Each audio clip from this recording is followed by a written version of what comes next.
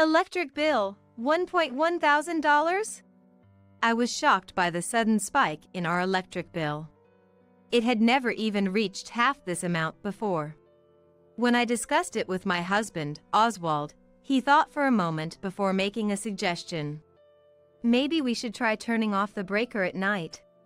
We hardly use any electricity at night anyway. I wondered if this would really save us any money. Nevertheless, I followed Oswald's advice and started turning off the breaker at night. Then, one day, things finally changed. As usual, after turning off the breaker and going to bed, my smartphone suddenly started ringing. Struggling in the dark, I finally managed to grab my smartphone and saw a barrage of missed calls from my daughter-in-law, Stephanie.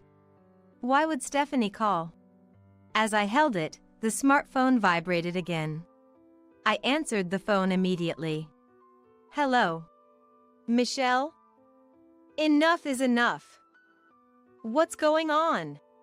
Stephanie was incredibly upset, not giving me a chance to speak.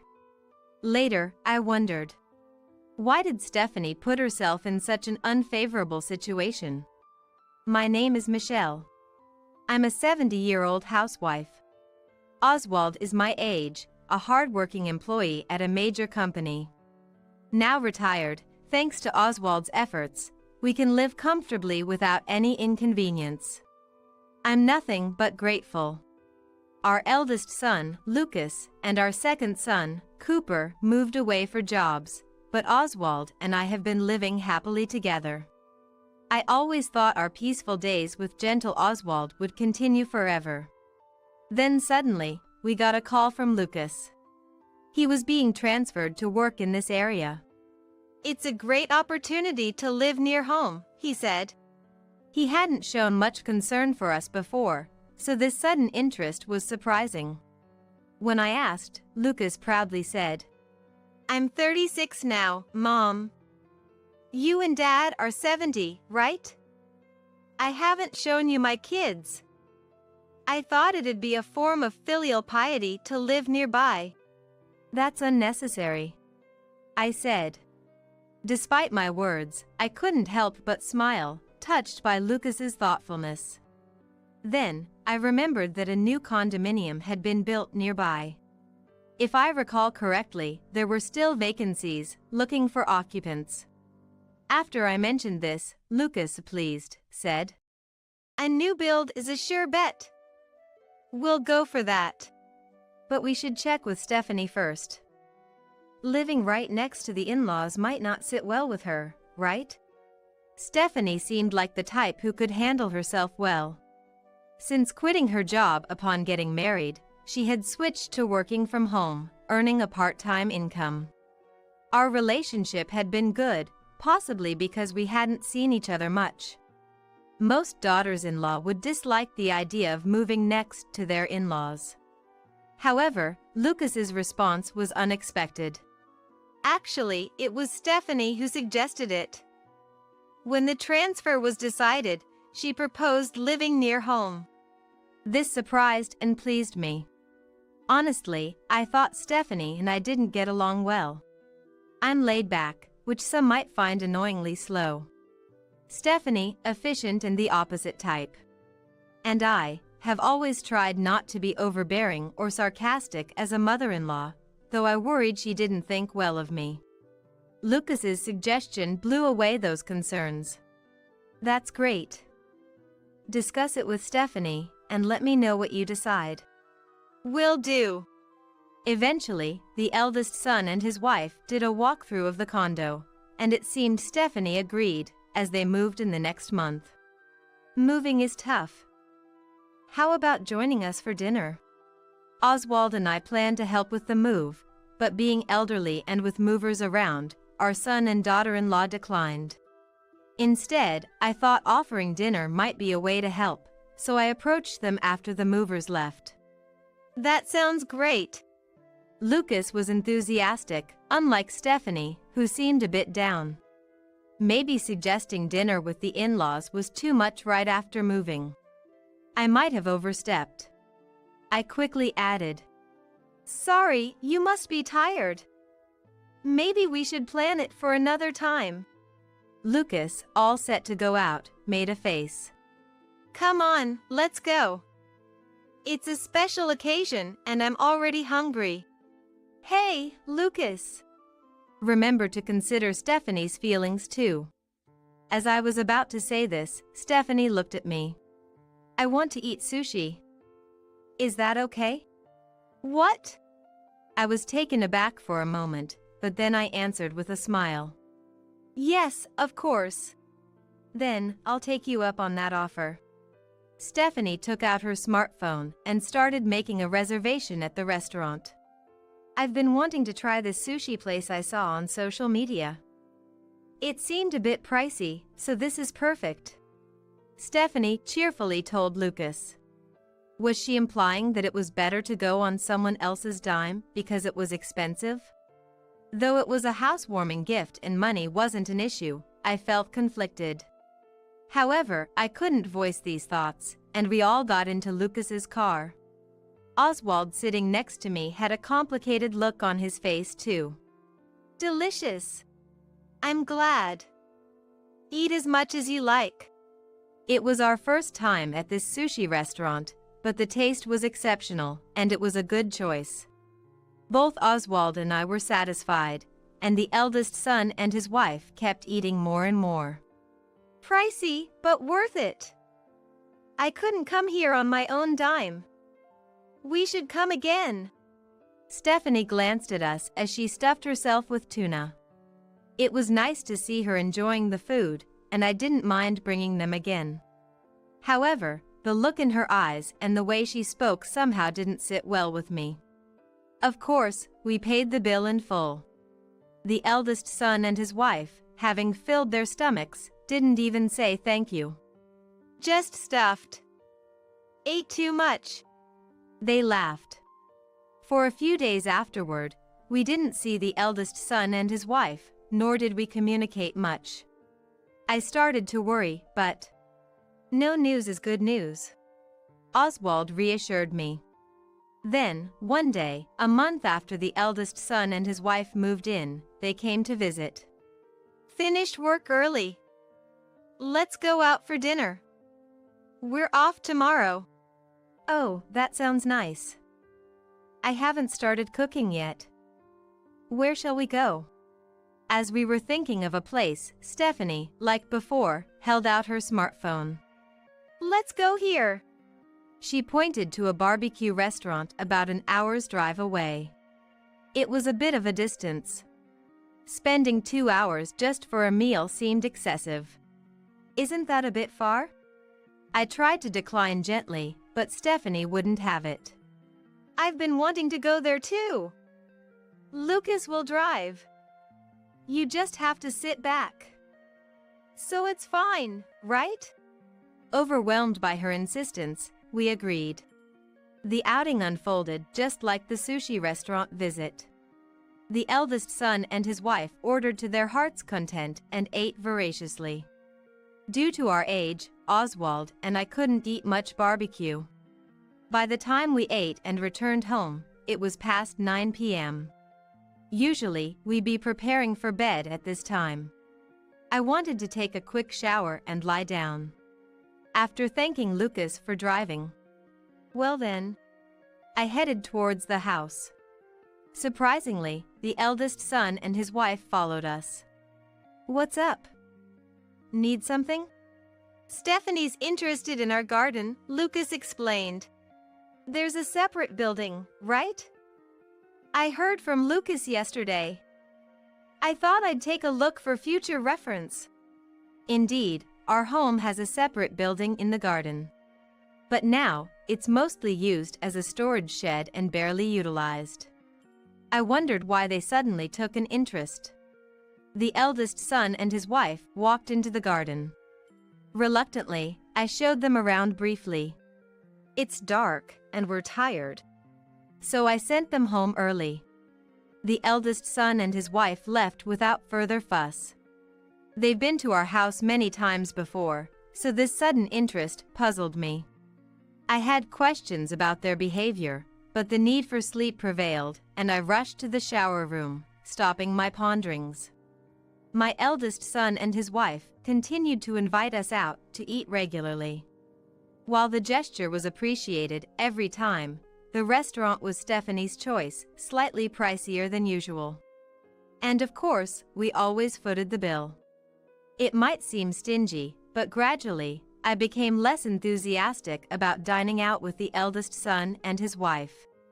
They weren't there to enjoy a leisurely meal and conversation, they just ate until they were full. Though they had suggested stopping by our place after the barbecue restaurant outing. They hadn't shown any interest in coming over since then. It felt as if we were just there to provide them with money for their meals. Even Oswald, who is usually generous with money, had a bitter expression. I wish they would at least say thank you. Right. Not even a word of thanks. It's not enjoyable to eat out feeling this way. I decided to decline the next time we were invited. Perhaps they sensed my feelings because the invitations from the eldest son and his wife suddenly stopped. I felt a bit relieved, but then one day, about a month later, while updating the household budget, I was startled. What's this? It's easy to see why our dining out expenses were up last month. We had many meals out with our eldest son and his wife, so it's not hard to imagine. The problem lay in a completely unrelated category. The electricity bill is $1,100? Our home is all electric, and it's winter now. Given that this year has been colder than usual, I understand that heating costs would be higher. But this increase is just too much. Even at its highest, it's never been more than $300. And now it's suddenly $1,100. It makes me wonder if electricity can leak somewhere, like a burst water pipe can cause a leak. When I brought this up with Oswald, he seemed to ponder for a moment. Should we talk to the electric company? But I'd feel terrible if it turns out to just be us using too much. I was perplexed, but Oswald seemed unusually calm. Then, with a smile, he suggested something. Maybe we should just turn off the breaker at night. Just at night? I wondered if it was meant to save money. But doing something like that seemed inconvenient and unlikely to significantly lower our suddenly spiked electric bill. However, knowing Oswald, there must be a reason behind it. After decades together, if he thinks it's worth a try, then it probably is. All right, let's give it a shot. At my words, Oswald nodded with a smile. We usually bundle up and don't use the heating. When we sleep to avoid waking up to a dried-out atmosphere from the air conditioning.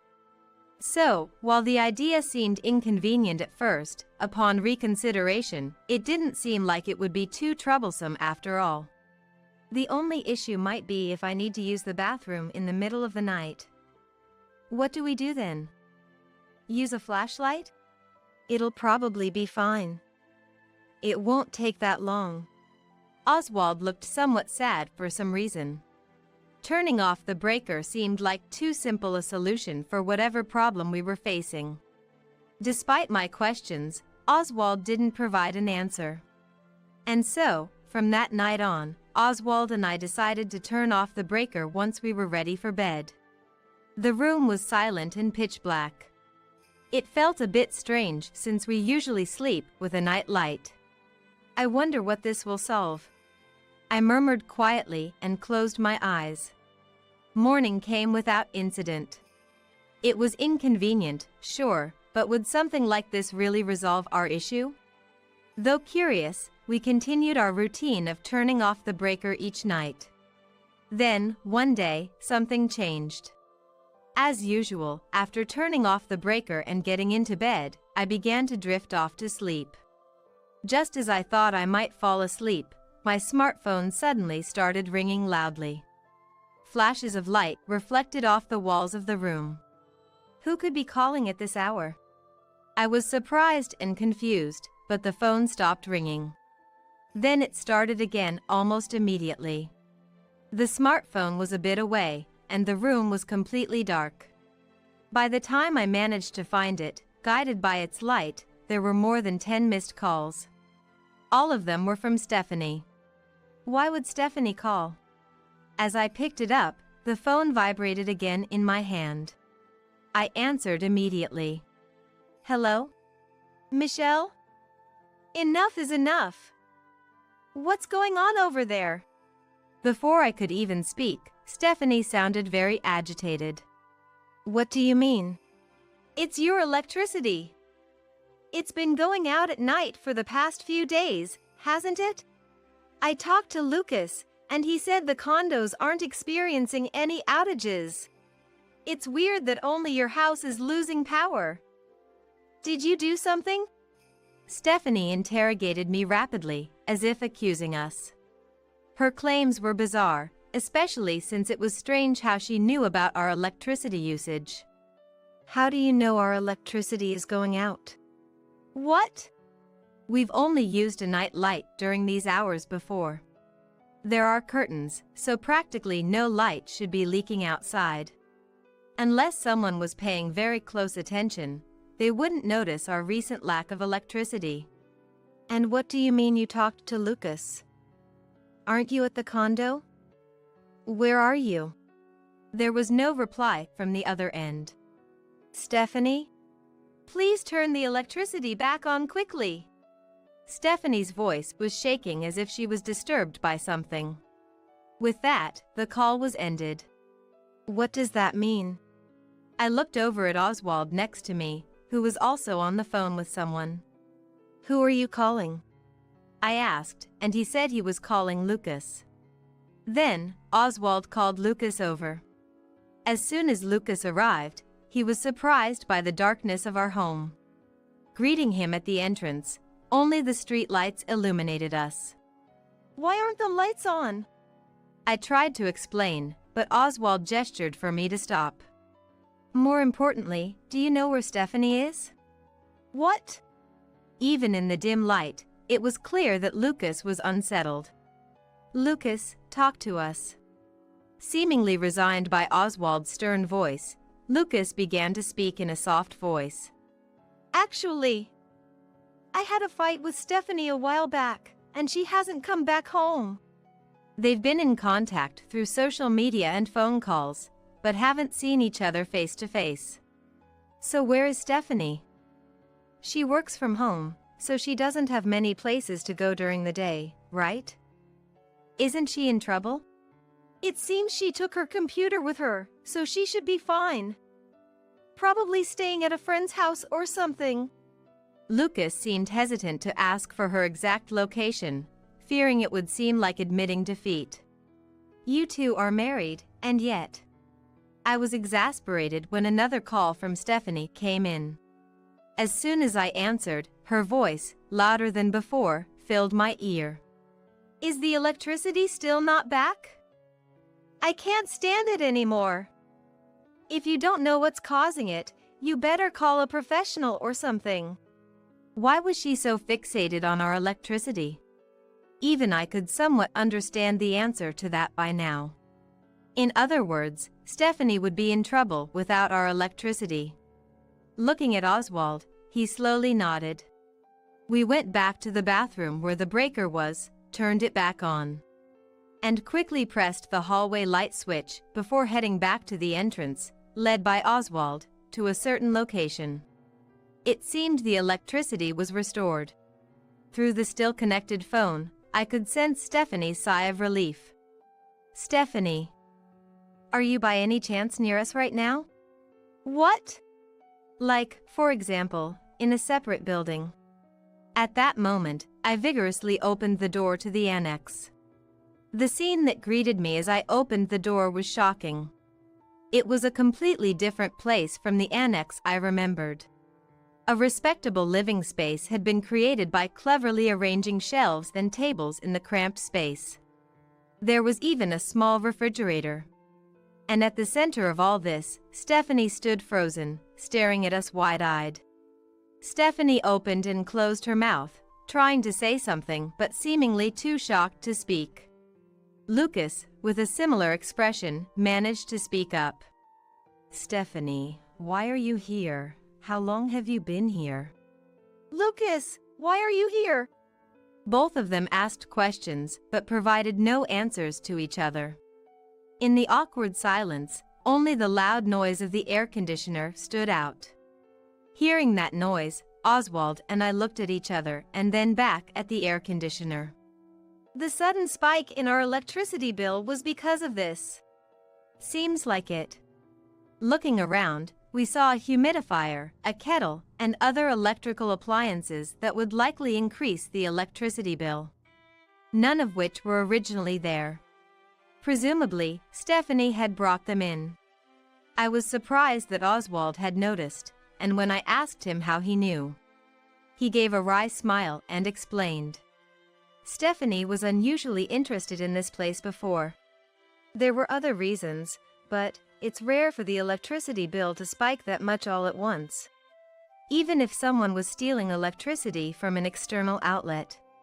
It seemed he thought it wouldn't be impossible if one lived without worrying about the electricity bill at all. In fact, Stephanie had been living in this annex. So the electricity going out was intentional? That's terrible. It was so cold, and I was in the middle of work. Stephanie. And to think you called Lucas over as well, you both are too sly. Stephanie. After calling her name more firmly, Stephanie slightly shook her shoulders and finally looked at us. The slight panic on her face indicated she knew she had done something wrong. I heard from Lucas just now that you two had been fighting. How long have you been staying here? About a month, I guess. That long? As Oswald and I looked on with disbelief, Stephanie's face turned a bit red, and she raised her voice. Maybe it was wrong of me to just move in without asking. But come on, we're family. Even if we're family, it's not okay for you to just barge in and live here without permission. If Lucas had just apologized sooner, none of this would have happened. When Stephanie said this looking at Lucas. What did you say? He glared back at her. I didn't want to live in such a cramped space, you know. Instead of apologizing, Stephanie became defiant, snorting and crossing her arms. Don't use your marital spat as an excuse. Anyway, you're going to have to take responsibility. Speaking sternly on purpose, Stephanie reacted with a slightly scared look. Responsibility? Yes. The electricity bill has skyrocketed because of you living here. You'll have to pay the difference. Stephanie burst out laughing. The electricity bill? Michelle, for someone who's well off, you're quite stingy, aren't you? Fine, I'll pay it. How much is it? The electricity bill was $1,100. Our usual bill for this time of year was $300. So, the difference was $800. $800. I said clearly, and Stephanie looked taken aback. You're kidding, right? The electricity bill? That can't be right. It's not a joke. Last month's bill was $1,100. The difference from our usual expense is $800. Stephanie glared at us with a sharp look, and then started saying something outrageous. You guys should pay me money. Why would we do that? Stephanie put forth her illogical reasoning. Because you intentionally turned off the breaker, my work was interrupted, you know? You have no idea how much trouble I've been in these past few days. That's no reason for us to pay you. How is that fair? Why should I be the only one to pay such a high amount? Despite having taken advantage of someone else's property without permission. Without a word of apology or any sign of remorse, Stephanie remained defiant. Oswald, who had been silent until now, finally spoke up to Stephanie. Paying for what you've used is only natural. Even a child understands that. Stephanie fell silent at Oswald's unusually stern tone. Then, Oswald, with a sigh, handed something over. Lucas, you really should have been more discerning about women. With a bit of sarcasm, he presented a few photographs. Looking at them, the color drained from Stephanie's face. This. Stephanie hurriedly tried to collect the photos, but it was too late. Lucas and I had already seen them clearly. The photos showed Stephanie cozily close to a young man. Stephanie! What is this? You accuse me of cheating, and now it turns out you've been cheating? It seemed this was the root of their argument. Stephanie's face contorted. Who is this guy? It's not like that. He's just a friend. Well, not really just a friend, but... The photos suggested a much closer relationship than just friends.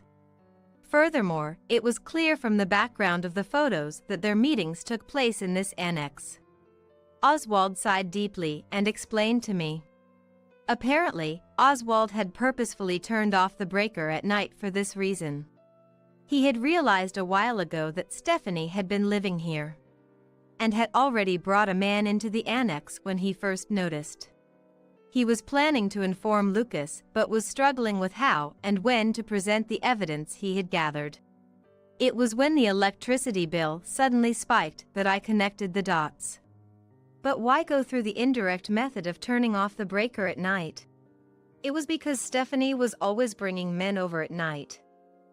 I certainly didn't want to barge in on them in the midst of an affair. Plus, Oswald looked coldly at Stephanie. I had hoped that Stephanie would reflect on her actions and come forward herself.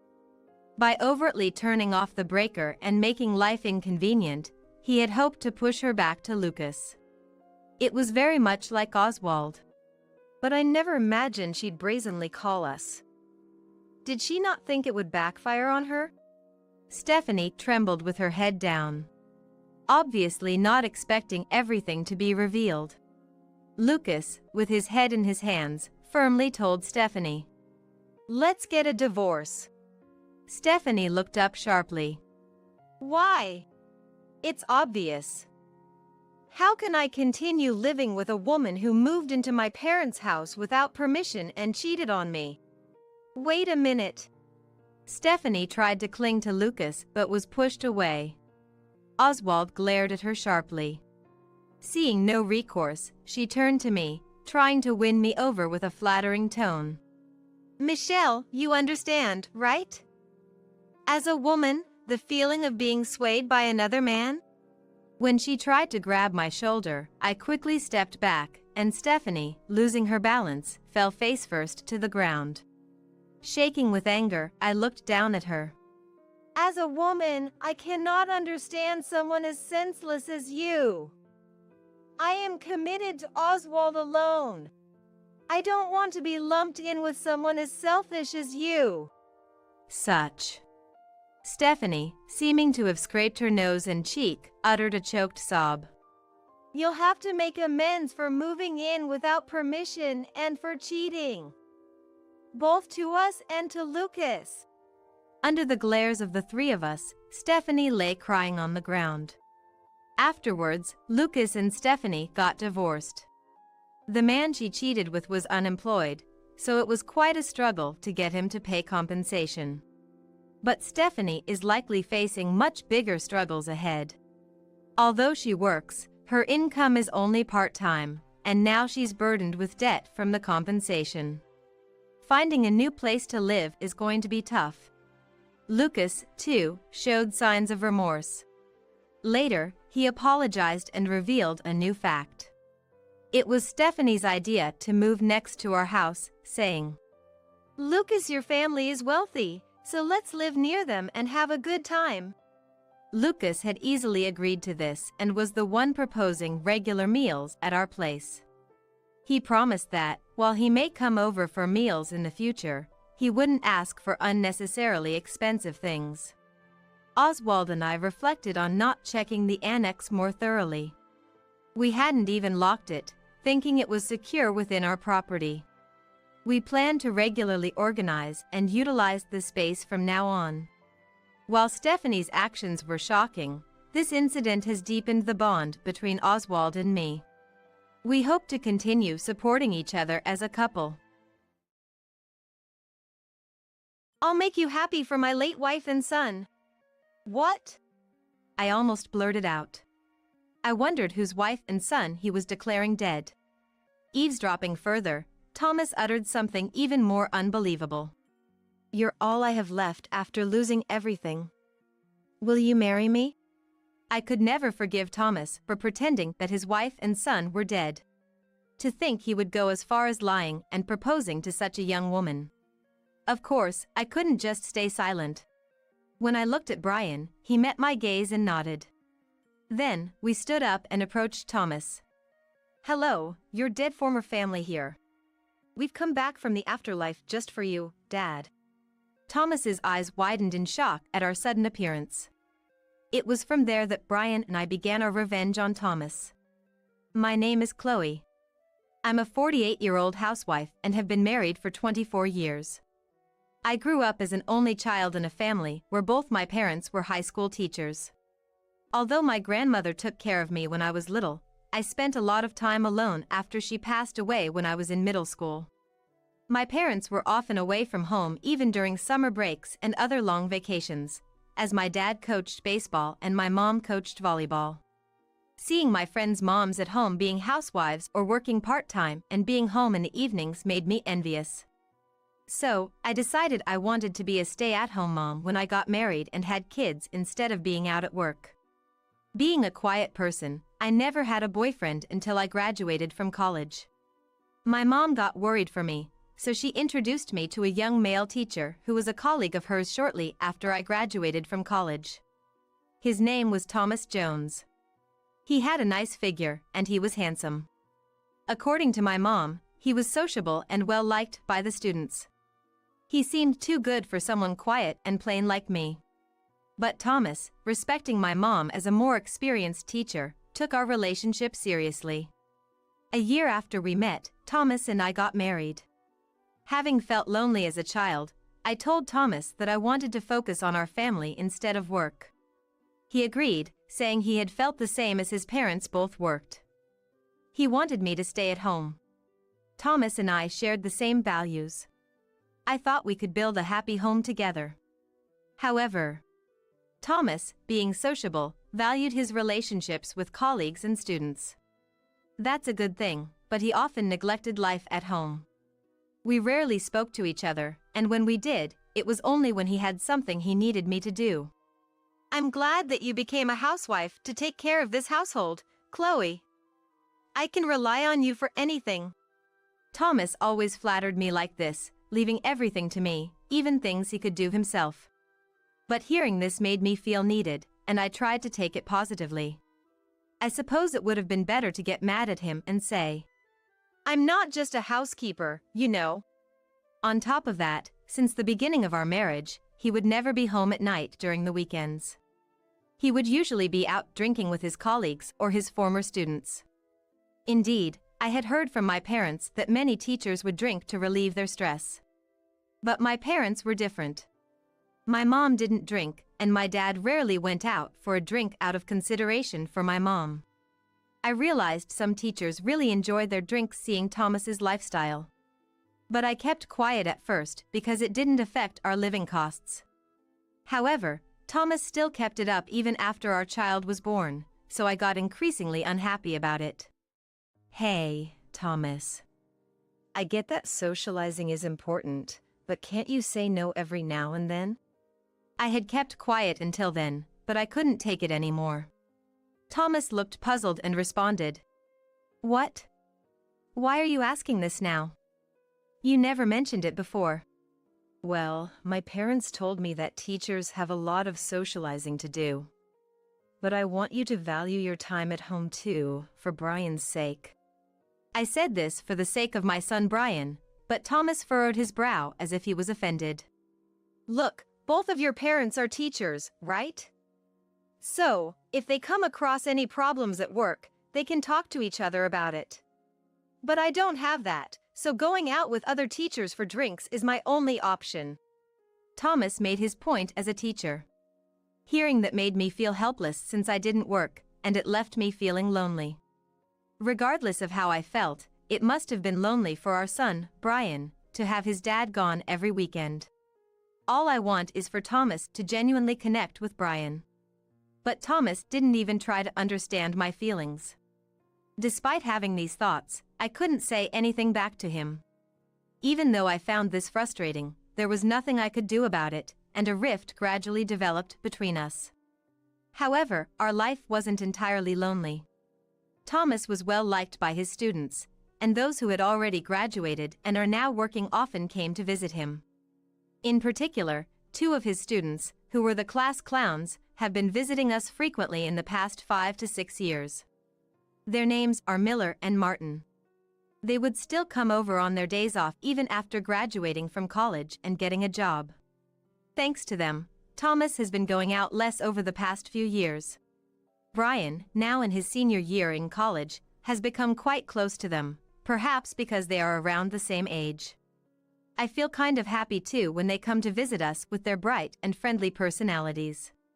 They always looked out for me and would bring over cakes and such. Today, they brought a cake over on their day off. But Thomas had been out since the morning.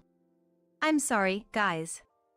My husband has been out since last night and hasn't returned yet." They looked a bit awkward when I greeted them at the door. Perhaps they felt bad for visiting when Thomas was away.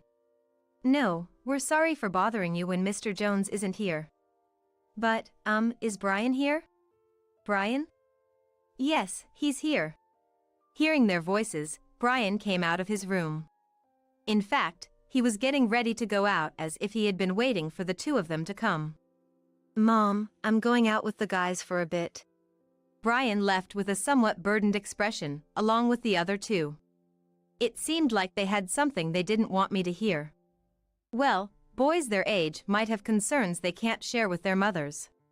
I watched them leave with a sense of unease but didn't say anything. Later, I passed by Brian's room, and I noticed his phone ringing. It's rare for Brian to forget his phone. I went into his room to pick it up. And without intending to, I touched the screen which wasn't locked and caught my breath. It was a message thread from Miller. He sent a picture showing Thomas with his arm around a young woman entering a hotel. The message read, "I don't want to believe it, but the woman with Mr. Jones seems to be from a club. I secretly followed them after they left." Brian replied, "I'll keep quiet because Mom would be shocked if she finds out." That's probably why they came to see Brian. Or maybe they hoped to figure out if Thomas had returned. Anyway, my mind went into a panic. The thought of Thomas cheating. I had an urge to confront him directly, but I hesitated. Brian was in the middle of job hunting, so I didn't want to trouble him with our marital problems. So, I decided to pretend I hadn't seen the message for now. When Brian returned, he still looked troubled. I greeted him, trying to appear calm. Then Thomas came home. He looked puzzled at Brian and I. "What's up? You both look so out of it." An awkward silence filled the air. Brian must have been careful that I don't find out. For a while, Brian and I continued to act as if nothing was amiss when Thomas was around. Months passed, and soon it was almost Christmas. We planned to spend Christmas Eve as a family, celebrating Brian getting a job. However, I was still troubled by Thomas's suspected infidelity and couldn't bring myself to speak up. Then, Thomas said something. "I'll come home late for a year-end party on the 24th of this month, so I won't need dinner." It makes sense that there would be a party on that day. But given the date, I couldn't help but wonder if he was lying. Even so, I couldn't confront him about it, so for the time being, I just replied, "Yes." Lately, I haven't had a proper conversation with Thomas, and I feel suffocated every day. Seeing me constantly like this, Brian made a thoughtful gesture for me. "Mom.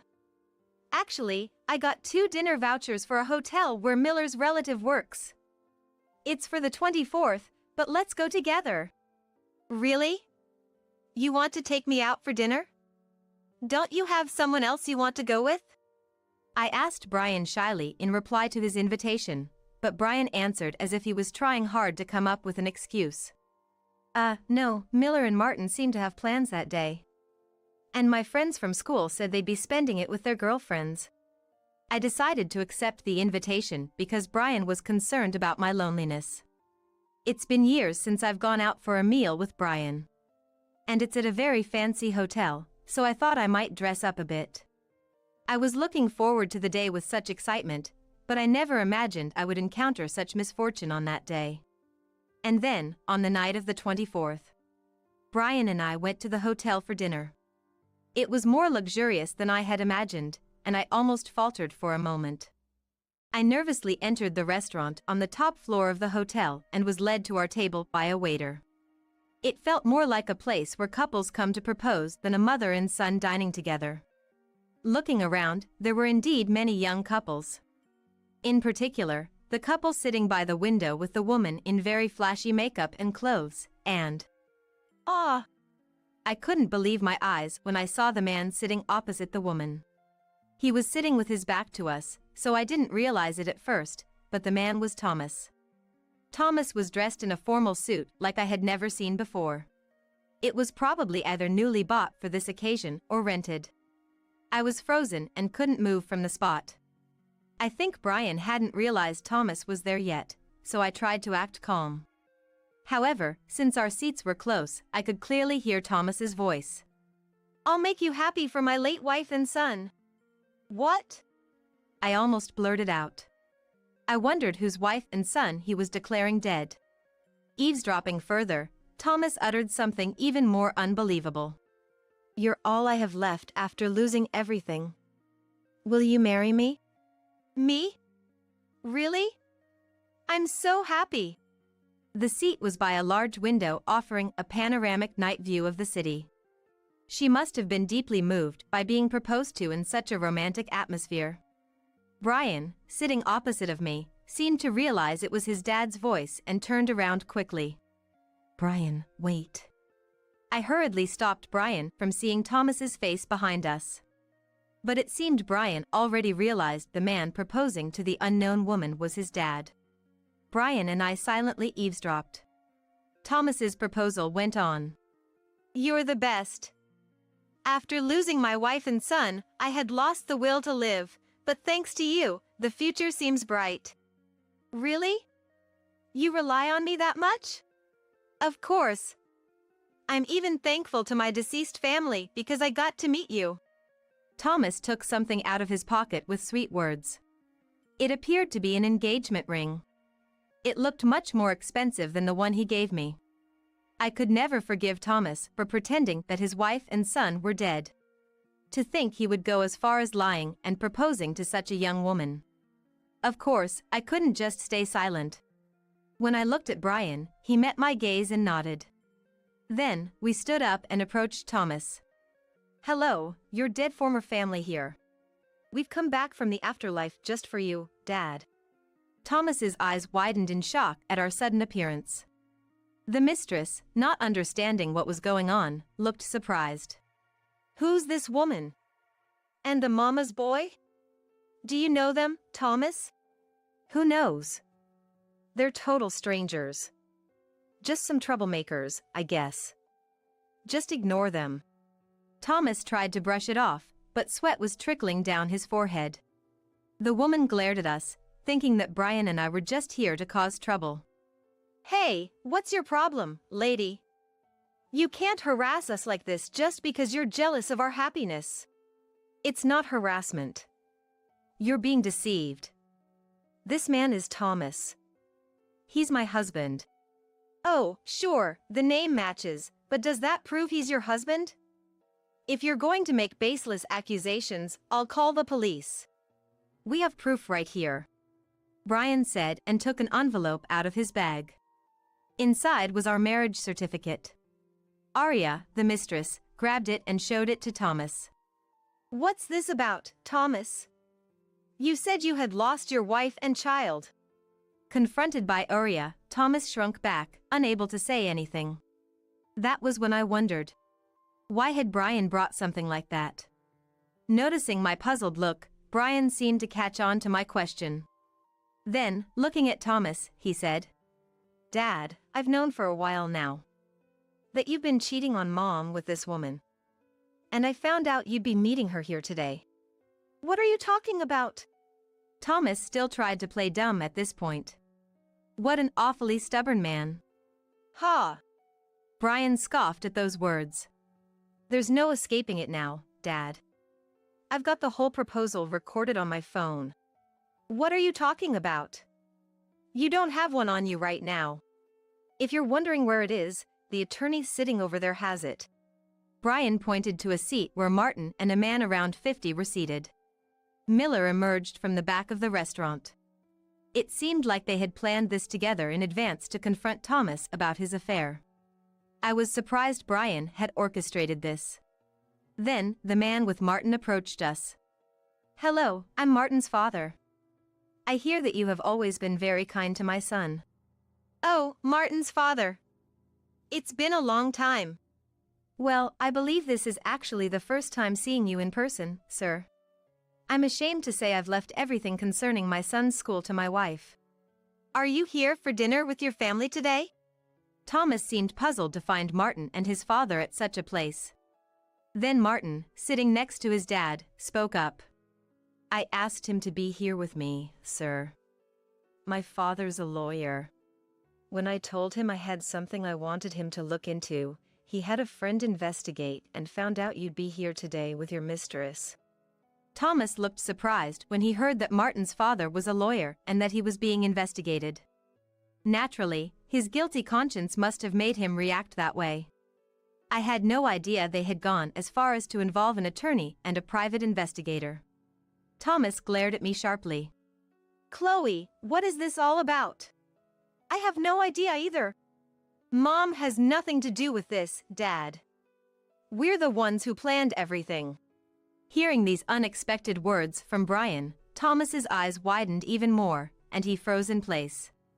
I wondered why Brian would go to such lengths. Then, Brian explained how he came to know about Thomas's affair through a message from Miller. Brian had been talking with Miller and Martin about what he could do without me finding out.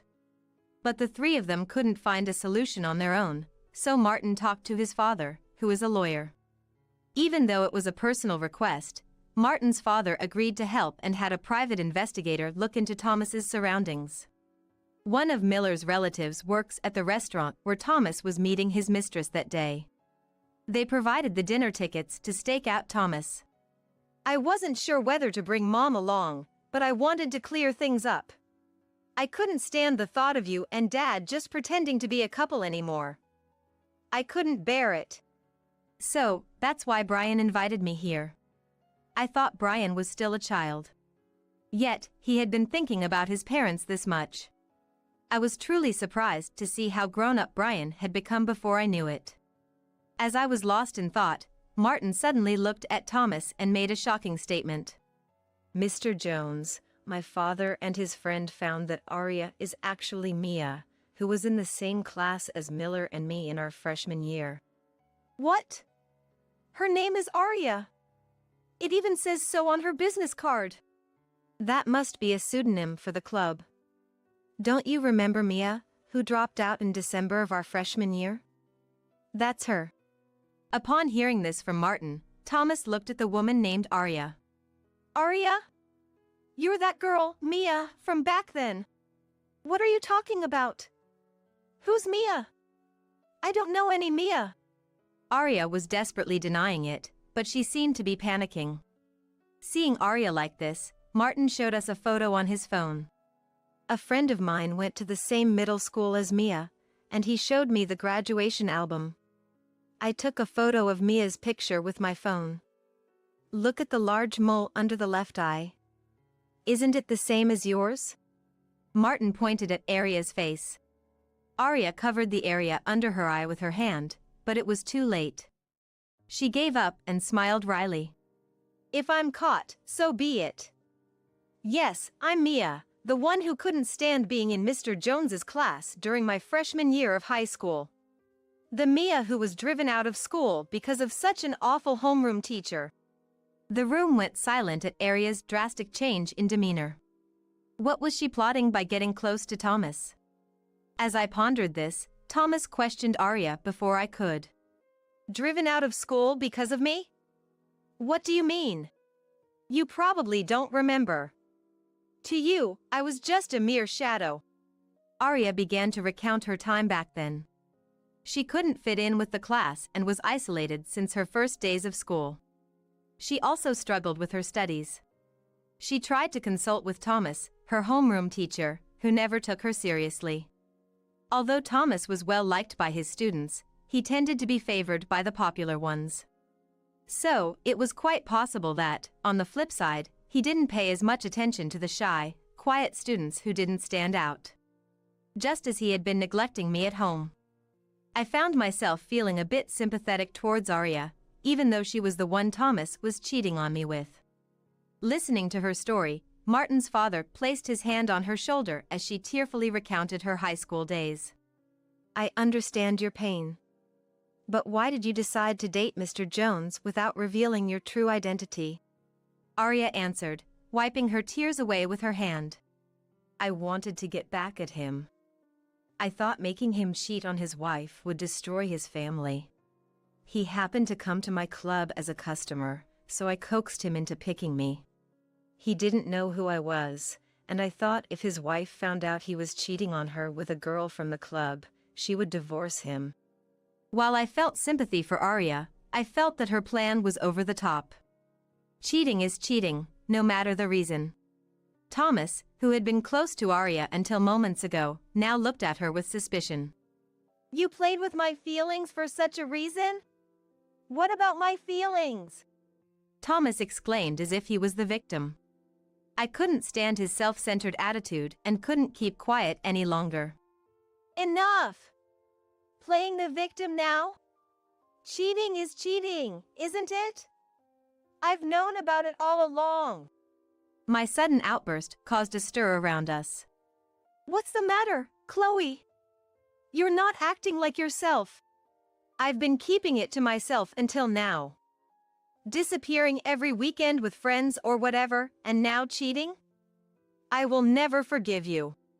I let out all the feelings I had been bottling up inside. Thomas seemed unaffected, showing no signs of remorse. I was bored at home because you wouldn't talk much. So, I ended up accepting invitations from my colleagues or taking my students out for a drink when they asked me for advice. I'm a teacher, after all. It's not my fault. So what? Both my parents were high school teachers, and they cared for my family. You're just making an excuse. It would have been great if you were a teacher too, but anyway, I felt uncomfortable being with a wife like you with nothing to talk about. So. Enough, Dad! You're embarrassing us! Brian's blow silenced Thomas immediately. Martin's father, witnessing the whole scene, tried to calm Thomas down. Mr. Jones, I heard from my son and my late wife that you are a good teacher. However, family is irreplaceable. I lost my wife 2 years ago, but you have such a wonderful wife. Please cherish the time with your family from now on. No, that won't be necessary. Let's end this. I've already talked to my parents, and they said I can come back home anytime. I felt bad for interrupting the kind words offered to me, but I needed to make my feelings clear. Thomas looked panic-stricken. What? What about me? I wanted to split up too, but I was deceived by the person I was planning to remarry. Deceived? You were the one lying about your wife and child being dead. As we were arguing, Martin's father stepped in. Looks like it would be best to take this to court. Since it was the husband who was having an affair, the wife can claim alimony in the trial. I will also take responsibility and pay the alimony. Arya, who had been silent until now, seemed to realize the gravity of her actions and offered to pay. Thomas was cornered and had no way out. After the trial, the divorce was finalized. Of course, I was able to claim alimony from Thomas. Arya, or rather, Mia, offered to pay alimony as well, but I declined. I couldn't forgive her for the affair, but she seemed genuinely remorseful. Since Thomas also had a part in her losing her job, I decided to settle things amicably with her. Thomas complained that it was unfair he was the only one paying alimony. He shows zero signs of remorse. Anyway, now that the divorce is finalized, I don't care about Thomas anymore. Later, I heard from Martin and his father that Thomas's affair with a student and our divorce became a rumor throughout the school. The rumor spread quickly among the parents, leading to a flood of complaints to the school. This led to Thomas losing the trust of his students and their parents, forcing him to resign. He tried to find another place to work, but few schools in his area were willing to accept him due to his bad reputation. The only school that offered him a position was located far in the countryside.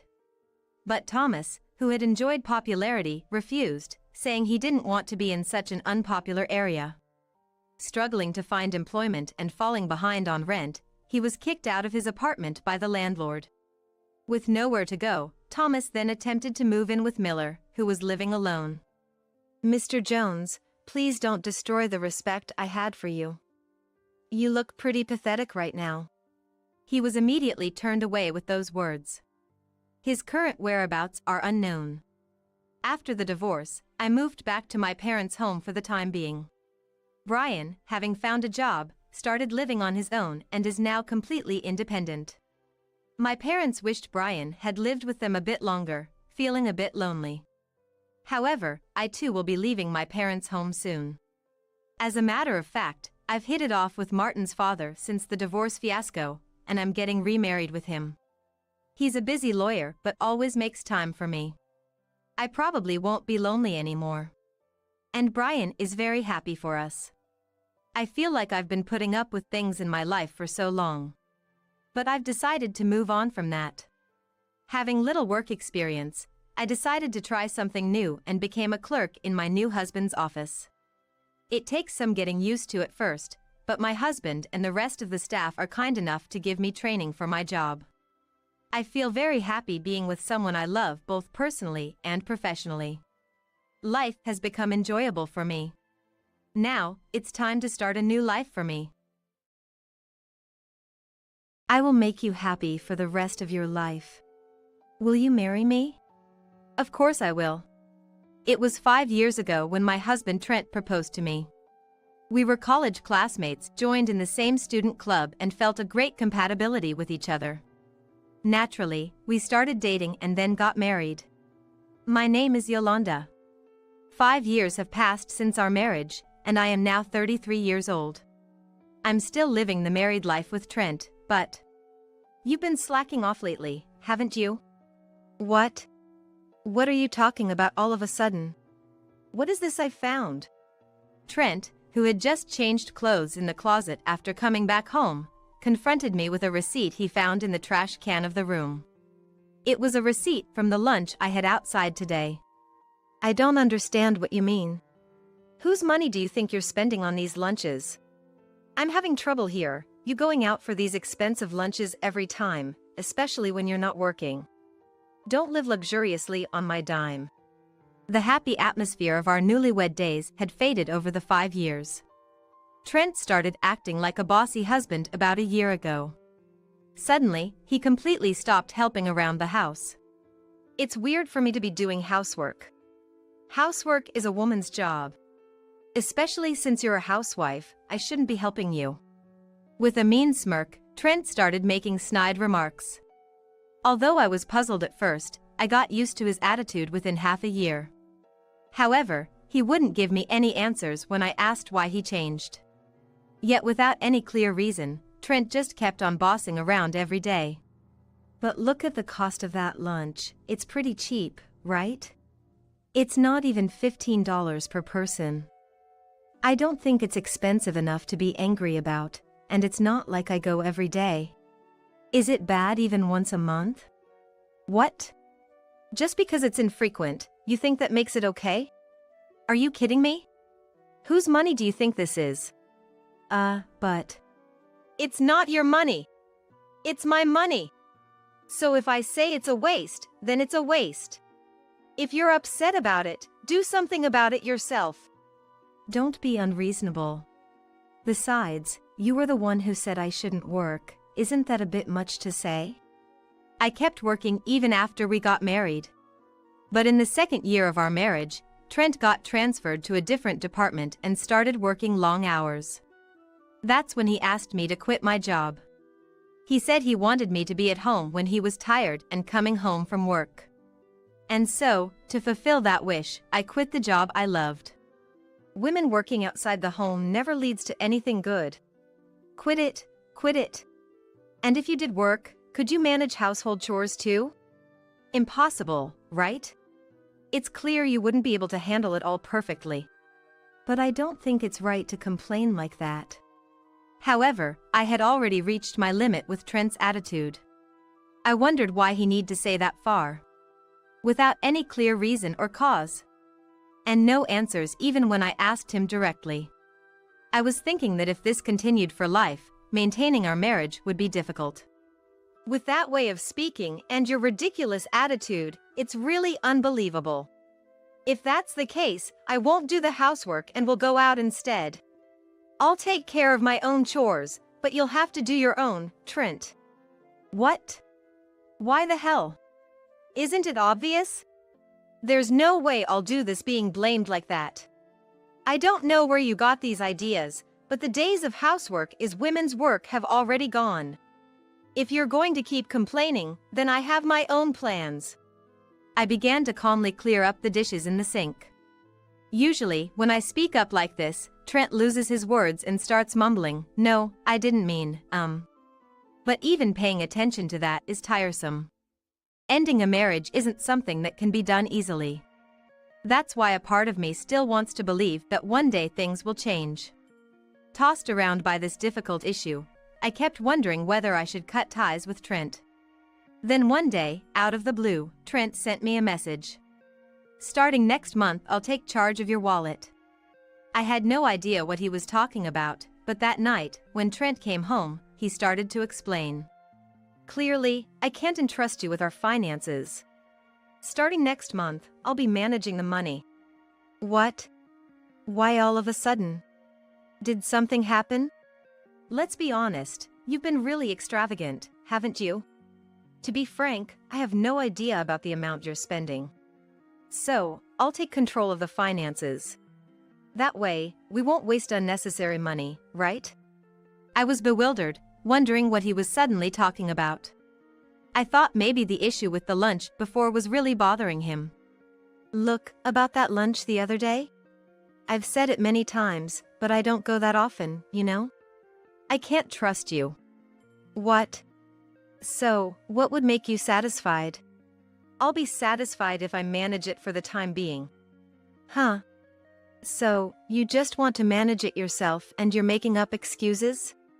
No. That's not it. I just want to keep track of it. Got any complaints? It's strange. Why should you manage the money I earn by working? I should be the one managing it. Whenever Trent lies or makes a desperate excuse, he always shows a look of annoyance. And right now, he's making those excuses right in front of me. There must be some other reason. Hey, are you hiding something? What? I'm not hiding anything. Well, even if you say it's not good, starting next month I'll be the one managing. Got it? This is a done deal. It's fine to say that, but can you manage it? Trent, you're not exactly frugal. Are you mocking me? I can manage my own salary. Well, your spending money will be just $100 though. Trent, looking very pleased with himself, decides on the amount of money I can freely use and laughs heartily. In the first place, how does he expect me to manage with just $100? He clearly has no understanding of our household finances. And what about the living expenses? At this point, I felt it was best to keep my cool. Oh, so you got $300 and you're calling me stingy? Don't compare me to you.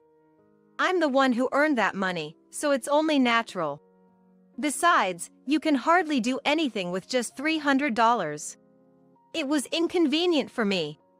Don't say you decided to take control just for that reason. That's none of your business.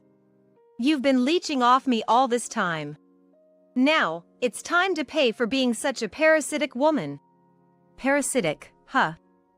I never thought I'd be called bad like this. I don't care. Listen, I'm managing the finances from next month. It's decided. Don't complain every time, got it? Trent fled to the bathroom and took a shower.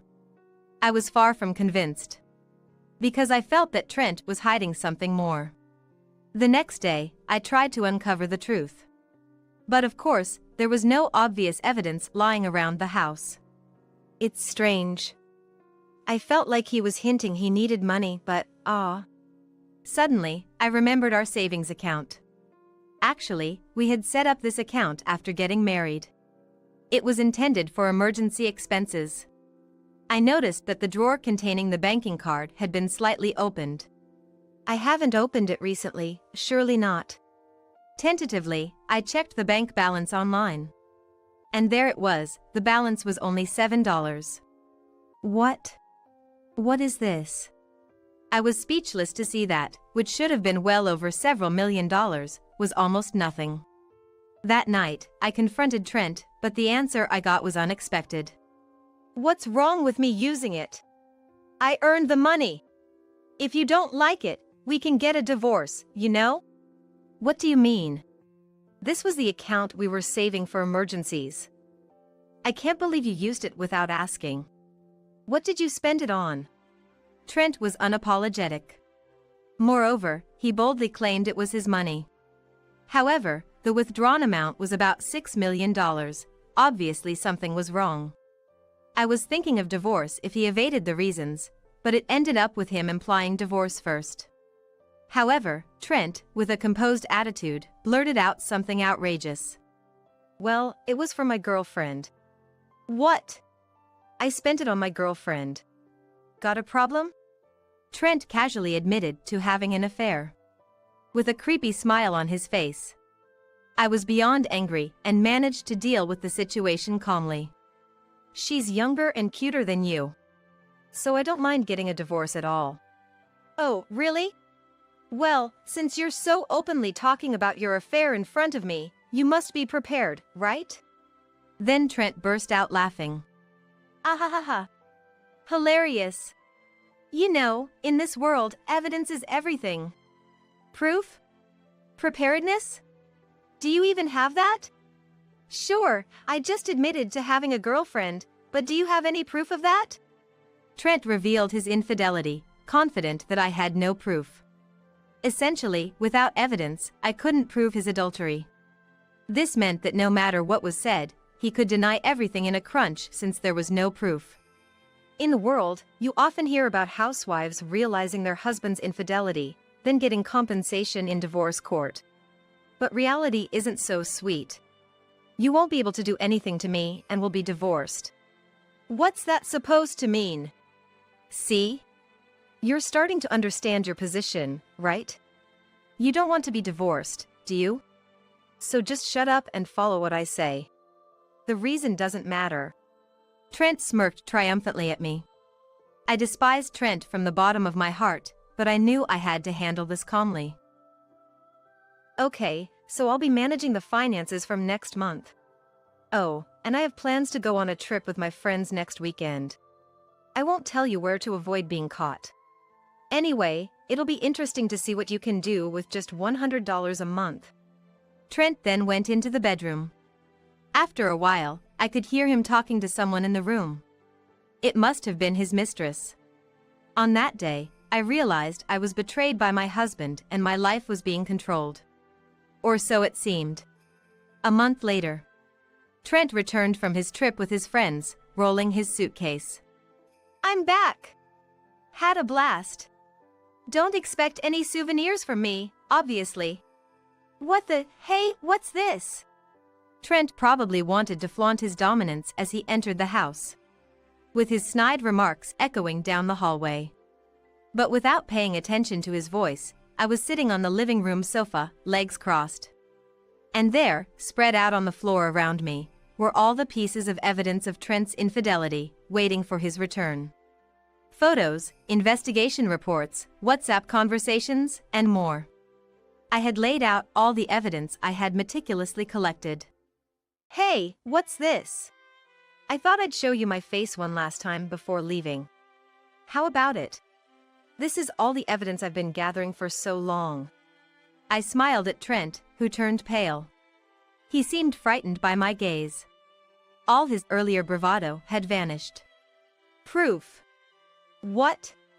How did you? You thought you could boldly cheat because there was no proof, but you were so wrong. I've been collecting this evidence for a year, waiting for this day. A year ago, I had accidentally seen a ridiculous message of "I love you" on your mobile phone a year ago, which tipped me off about the affair. Since then, I had been discreetly gathering evidence, entrusting it to professionals. Wait. How did you collect all this evidence? You'd need money to hire a professional. You didn't use my money, did you? I think it's questionable that you keep referring to it as your money, but right after I discovered your affair, I started a data entry job to have my own disposable income. What? I did all this to save up for investigation costs and gather evidence. But the side job ended up being more successful than I thought. Within half a year, I was making as much as an average salaried worker. That's why I could afford to go out for lunch without worry and even hire a professional. Are you serious? I plan to keep doing it. So let's get a divorce. I don't need you anymore. I stood up from the sofa and was about to leave the room, when Trent grabbed my arm. Wait. I don't want a divorce. What? I quickly shook off his grip and glared at him. Who said it was okay to divorce? Since I have your permission, I'll proceed with the discussion, all right? Wait. I wasn't serious. I just wanted to scare you a bit. So? I sighed deeply. Just thinking that I married this man made me feel disgusted. Sorry. I'm really sorry. Please forgive me. No. I didn't want to hear any more excuses, or see his face or hear his voice. So I just added a single word and left the house. Of course, I had copies of all the evidence scattered on the floor. I had the originals and all the photos. So I deliberately left them scattered as a final parting gift. Don't go, please. I'm begging you. I ignored his familiar voice behind me, closed the front door, and went back to my parents' house. 3 days later. Trent, his mistress Yvonne, me and my lawyer arranged to meet. The topics were only compensation in the divorce case and repayment of the squandered savings. I demanded $3 million from Trent and $1.5 million from Yvonne. Don't joke with me. I will absolutely not pay $1.5 million. Yvonne came at me, yelling loudly. Trent tried desperately to stop her, but I was not idle enough to deal with these foolish people. Or rather, Trent had no taste in women. A junior from the same company, just because she's fairly good-looking, he got involved with such a woman. All right, if that's the case, we won't settle out of court. Let's go to trial then. What? A trial? Why? I became weary of even explaining inside, ready to leave the place. Why do I have to confront such idiocy? And then, I just let out what I was thinking, both in my expression and attitude. Ugh. Ridiculous. You knew he was married when you got involved with him, right? Don't you realize that's wrong? How old are you? You're wrecking someone's family. You should be grateful we're even considering a financial settlement. It'd be wise for you to recognize that you're getting off easy. Use whatever brains you have left. What? I can't stand to hear your excuses. Okay, so no settlement outside of court. I really don't want this to drag out, but it seems I have no choice. We'll settle this in court then. And of course, we'll have to inform your company about the lawsuit caused by your affair, right? Make sure you tell them. Goodbye, you won't get another chance. Wait a moment. Yolanda. Sorry. I'm so sorry. Please don't go to court. I let out everything I wanted to say all at once. And then, I resolved to take it to court. Not agreeing to an out-of-court settlement and going to trial is common sense in society. The other party is senseless, but maybe they'll understand how terrible their actions were if they suffer the consequences. I thought they deserved to go through that pain. Afterward, Trent tried to contact me numerous times, but I ignored all of it. I shut out all communication and consulted with my lawyer about the divorce trial. The trial began, and both sides had lawyers, but then they sought a settlement. However, I refused it. I already gave you a chance, I said. And then, I won the case. Even though the compensation was reduced, I was really glad to settle everything decisively in court. Following the trial, both of them took voluntary retirement from the company. They felt uncomfortable being whispered the foolish who refused settlement and lost the case. Now, they have returned to their parents' homes, but things didn't work out, and it seems they were driven out of their hometowns. Nobody knows where they are or what they're doing now. And since they haven't tried to contact me, I've been living peacefully. To be safe, I'm considering the idea of moving abroad, for I'm a bit scared of time. I'm thinking it would be nice to live leisurely in a country where the cost of living is fairly reasonable. What is a real family?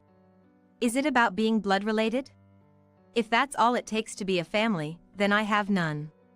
But if someone tells me that's not the case, if there's someone who believes that's not all there is to family, I want to be a family with that person. My name is Melody. At 32, I'm finally getting married and am in the midst of happiness.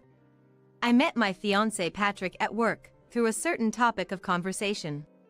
After various things, we started dating, and following 2 years of being together, he proposed. I will definitely make you happy. Let's build a warm family together. The moment he said that, I couldn't stop crying. I never intended to get married. I, who had no interest in romance, thought my life would be dedicated to my work. Life is unpredictable. But I can't just be swept away by the word marriage. Family meetings, announcements to various people, meetings with the wedding venue, and looking for a new home. The days are dizzyingly busy, but it's not a burden because I'm happy. Everything is so enjoyable. However, life has its ups and downs. There's always someone to ruin your happy moments. One day, on a rare day off, while I was relaxing at home, I had visitors. It was my brother Benjamin and my sister-in-law Lily. I live in my parents' house, and when Benjamin and Lily came, my parents had just gone out, unfortunately.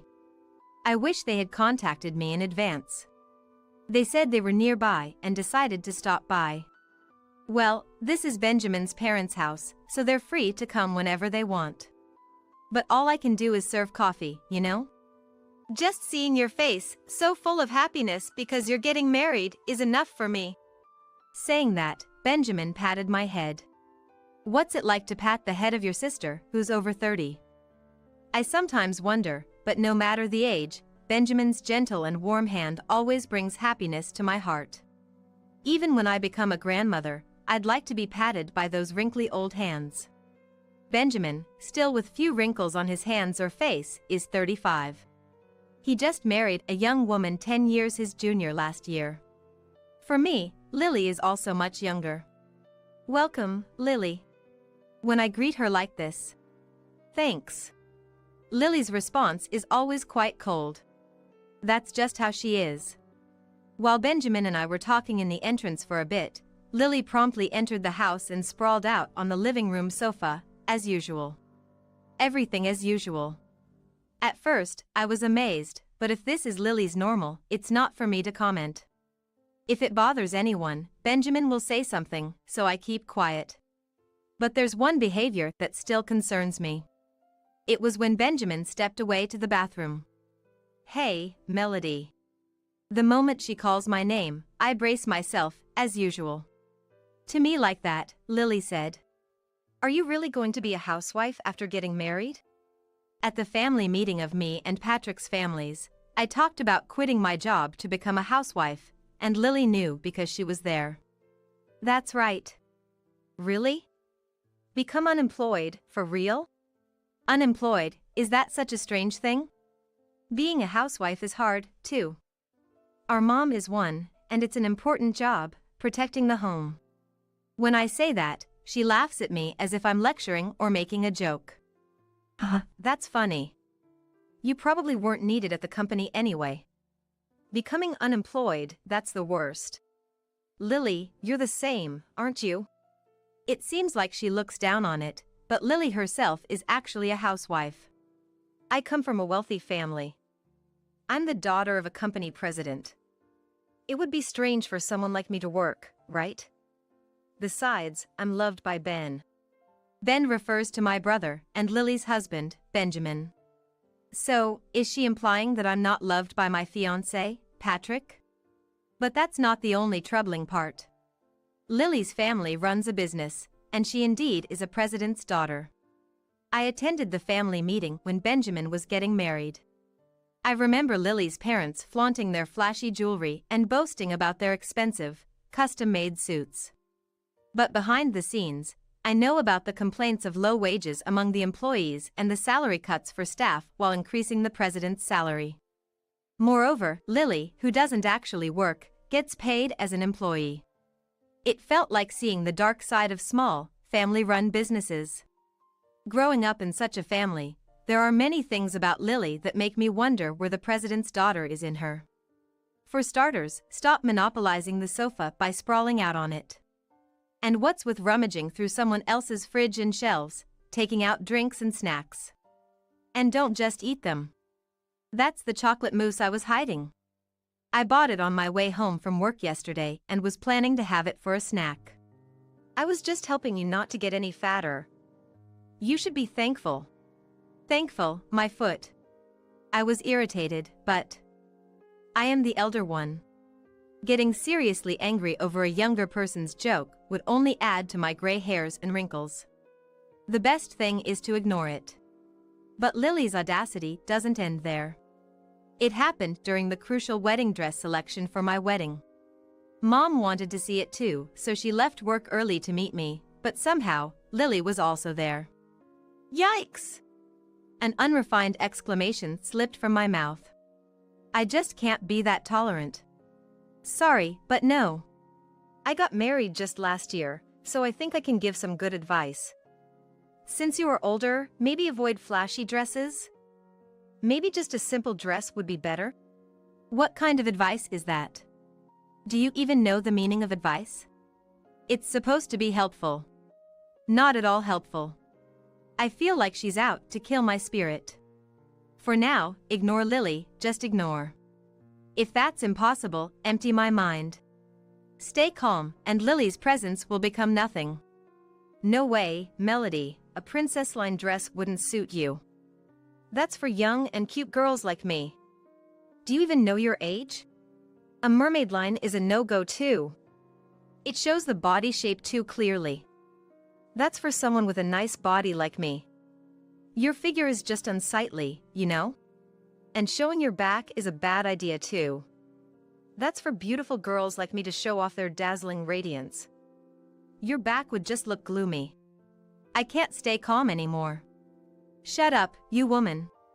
If only I could say, who are you to talk like that? How refreshing that would be. But frankly, it's just too bothersome to argue each point. At first, I casually mentioned it, but she just won't listen. But that doesn't mean I should burst into a fiery rage. It would be bad for the shop staff, and I don't want to ruin the atmosphere. I want to enjoy this. So, I have no choice but to endure.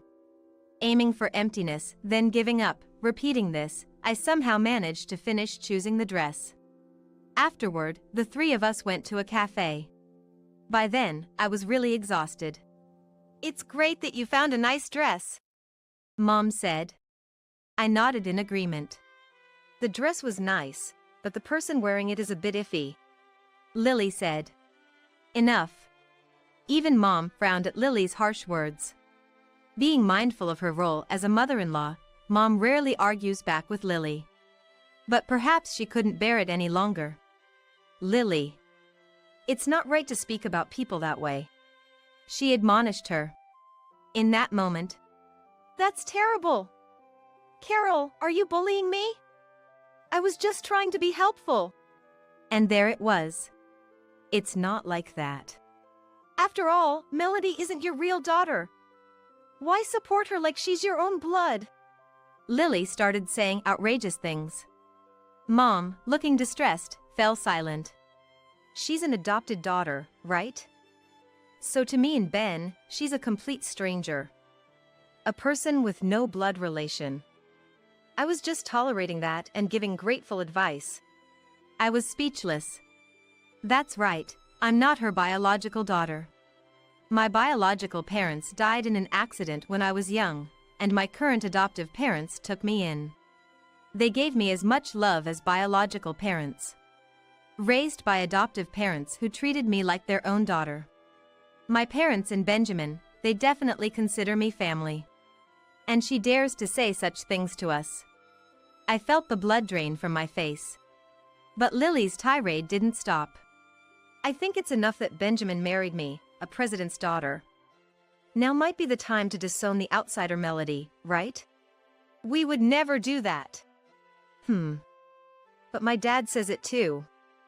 It's shameful to have an adult parasite in the family. Having someone like that in our family is a disgrace. So I think it's fine to cut ties with her when she gets married. How could you say that? It was rare to see Mom turn red with anger. Looking at me standing there stunned, Lily said. Well, you'll be leaving this house once you're married. If you're an outsider. I stopped listening after that. I left some money on the table, stood up, and left the cafe. If I had listened to Lily any longer, I'm sure I would have lashed out at her. I didn't want to cause any trouble with Benjamin over something like that. Despite the irritation, the days leading up to the wedding were still busy. As I was resigning from my job, I spent my days handing over work to my colleagues, and before I knew it, the wedding day arrived. I'm so nervous. Patrick, with his gentle smile and reassuring words, stood beside me, trying to calm my racing heart. Today, he becomes my husband. Together, we can overcome anything? Yes. He nodded firmly to my question. I made the right choice. I'm so glad I met him. This was a moment when I was savoring happiness with him. Suddenly, my mobile phone rang. It was Lily. Honestly, I didn't want to answer, but if she's calling at a time like this, it might be something important. Reluctantly, I pressed the call button. Oh, Melody? Hi, how are you? I'm fine, goodbye. I almost hung up on reflex, but I managed to restrain myself. Why does she have to disrupt my mood today? I didn't want to feel irritated on such a day. I calmed myself and asked her calmly. What's up? I'll excuse myself from your wedding today. Excuse me? I had a feeling it was going to be something absurd, but this was beyond anything I expected. After a long pause in my reply, Sorry, what did you just say? I asked back. I said, I'm not going to your wedding today. I realize there's no need to go to a stranger's wedding. Stranger? It won't be fun anyway, so why bother going? Plus, why celebrate for a stranger? There's no need, right? So I'm not attending, lol. What does Benjamin say? No need to ask. Daddy says there's no need to go. I think so too. So from now on, don't treat me like a sister. In fact, don't ever come to see me again. We're strangers, lol. I was speechless. What a thing to say, to think she's family. My anger was rising. Enough. I don't want someone like her at my wedding. I planned my next move and spoke firmly. Got it, you're not attending. But are you sure? It's going to be tough, just remember that. She probably took my words as sour grapes. Lily's mocking laugh echoed from the other end of the phone. What are you even saying? I have and will continue to have a happy married life. You just live your miserable life in silence, lol. Bye. The call ended. I was about to boil over with anger at Lily's audacity, but seeing Patrick's concerned face calmed me down. I had one thing to do. Determined, I made a call to a certain place.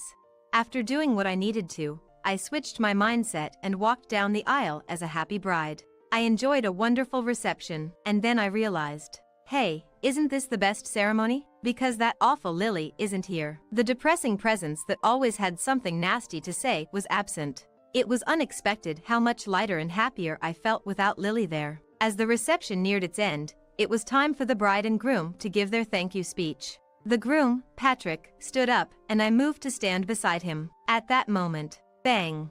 A loud noise echoed, and the doors of the venue burst open. What's the meaning of this? A woman's scream resonated through the hall. It was Lily, her face flushed with anger. She must have rushed here, in her everyday clothes. Panting, with disheveled hair and clothes, she didn't look like a president's daughter. I expected the room to erupt into chaos, but it didn't. Of course, we had anticipated something like this might happen, so we had already explained the situation to the attendees in advance. And then, our prediction came true. I took the microphone from Patrick, who was next to me, and then I said, "What's the matter, Lily? You look so flustered." What's the matter, you say? What did you do? Lily's voice was louder than mine through the microphone. Her breathing was erratic. "What do you mean?" Don't play dumb.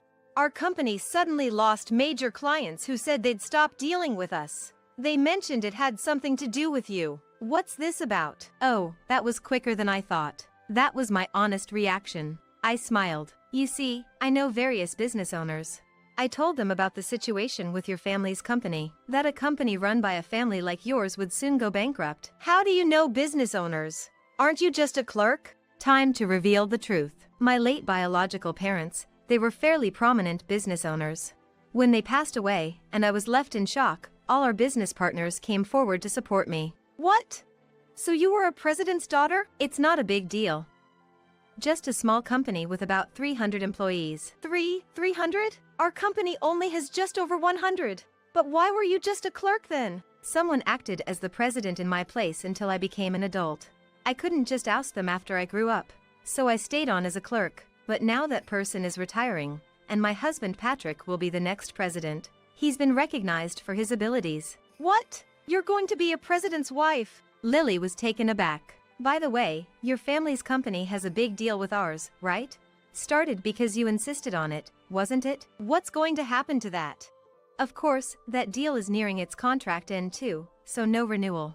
What? Lily's scream echoed throughout the venue. There were chuckles from various places. Lily glared at the attendees, but then she noticed something shocking. Why are you here?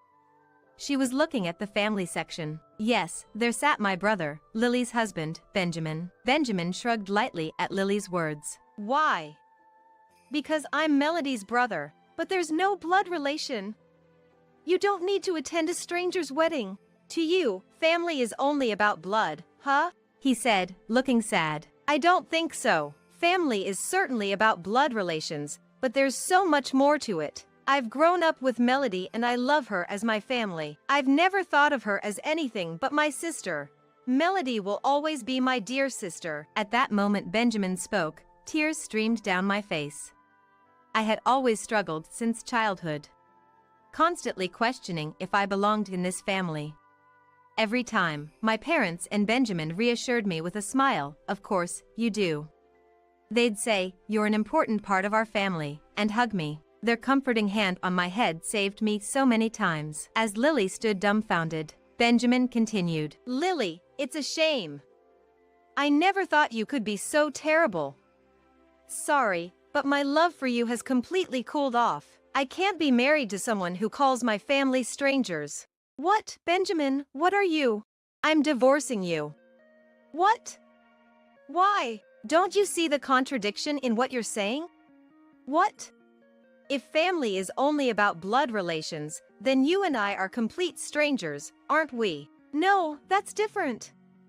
Marriage is, Lily tried to make excuses, but she couldn't think of anything. Panicking, she fell silent. That's what your words imply. So I can't stay with you anymore. I don't want to. We'll discuss the rest through lawyers. No, wait. I don't want a divorce. No. Lily was desperately clinging to Benjamin. Then Lily's parents arrived, looking frantic. Seeing the influential guests at the reception, their faces turned pale. Apologizing profusely, they dragged Lily out of the venue. Afterward, due to the unexpected chaos, my husband, my parents, and I apologized to the reception guests. Hang in there. Warm words of encouragement came from the crowd. I was just grateful. Lily and her family faced a living hell afterwards. Who would want to deal with a company that has her? Was the sentiment. leading to many canceled contracts. Her parents, unable to salvage the situation, even tried to cut ties with their daughter to maintain business relations, but no companies were willing to continue. Finally, Lily's parents retired, and an employee, chosen by the unanimous decision of the clients for their competence, became the new head, saving the company. I was relieved inside. I couldn't forgive Lily and her parents, but the company's employees were innocent. If Lily's parents hadn't stepped down, I would have offered those employees a place at our company. But, to my surprise, Lily's parents resigned with dignity. They planned to live a modest life in the countryside. As for Lily, despite her complaints about the divorce, it was finalized quite easily in the end. Why, you ask? Because a shocking affair came to light. I won't delve into the details, but Lily, who received a generous allowance as a president's daughter, was apparently frolicking with a man she met online while Benjamin was at work. Benjamin, noticing this, had been quietly gathering evidence. He was considering the right moment to bring up the divorce. I feel sorry for Benjamin, but I hope he finds happiness in the future. Lily, divorced by Benjamin and disowned by her parents. She apparently reached out to many acquaintances, but no one responded, and it said she disappeared into the night. Her whereabouts are unknown since then. As for me, I'm living a love-filled newlywed life with Patrick. One day we had this conversation. Shall we go visit the grave soon? I suggested. Yeah, there's so much I want to report to Dad and the others. Patrick replied. My parents and Patrick's parents both perished in the same major accident. We were both shocked to learn of our shared circumstances at work. In fact, that's how Patrick and I first connected. It must have been a bond formed by our parents in heaven. A precious gift of deep love from our parents watching over us from above. And here on earth, our adoptive parents watch over us with love. There's no greater happiness. Family isn't just about blood relations. It's about being tied together by a much stronger bond. Patrick gently took my hand. I grasped his warm hand tightly and smiled. A small, old-age pension is all Mom lives on. And she's just a nuisance, right? I can't live with her. You take her. Is this how you treat the mother who raised you alone? The attitude of my brother and his wife is just too awful. I can't leave Mom with them any longer. I would be happy to take her in, I exclaimed, grasping my mother's hand. But my mother is not just a nuisance. My name is Susan. I am a 39-year-old working mother. I married my husband after an office romance. Blessed with a son and a daughter, we lead a happy life. My father-in-law and mother-in-law are good people, and we maintain a comfortable distance in our relationship. What concerns me is my own family home. My mother, Bianca, she divorced when I was young and raised 3 children on her own. Only after having 2 children of my own did I realize how hard that must have been. If I were to separate from my husband now, I don't think I could raise 2 children alone. I am only grateful to my mother who raised me and my 2 brothers so well. Now she has gotten quite old. Although she worked until she was 65, she's still quite healthy in her 70s. But each time I see her, she seems older, which is heartbreaking. She still lives alone at home, but I'm starting to worry about her future. Then one day, I got a call from her. What? Move in with my brother? Yes. Thomas suggested it. What do you think? Thomas is my eldest brother. It's not unusual for the eldest son to live with his mother. Normally, I would be grateful for him taking care of our elderly mother, but I can't be happy about this because my older brother disliked her. When our parents divorced, I was only 3 and have little memory of my father, but my brother, now 46, was 10 at the time. A difficult pre-adolescent age. Maybe that's why he resents our mother. He was always complaining about how we had to live away from our beloved father and how our living standards dropped. But that's misguided. The divorce was due to our father's infidelity, and he stopped paying child support after the first year. I can somewhat understand my brother's feelings, but hating our mother even as an adult seems wrong. He never visits home, not for Christmas or other family gatherings. He lives only a 10-minute drive from our old house. He's married, but didn't even introduce his wife to us. He has no children and could easily visit, but he remains distant from me and our brother. Now that I think about it, I can't even remember what my sister-in-law Lucy looks like or what my brother looks like now. When was the last time I saw him? And now he's proposing to live with our mother? I have a bad feeling about this. Why does he suddenly want to live together?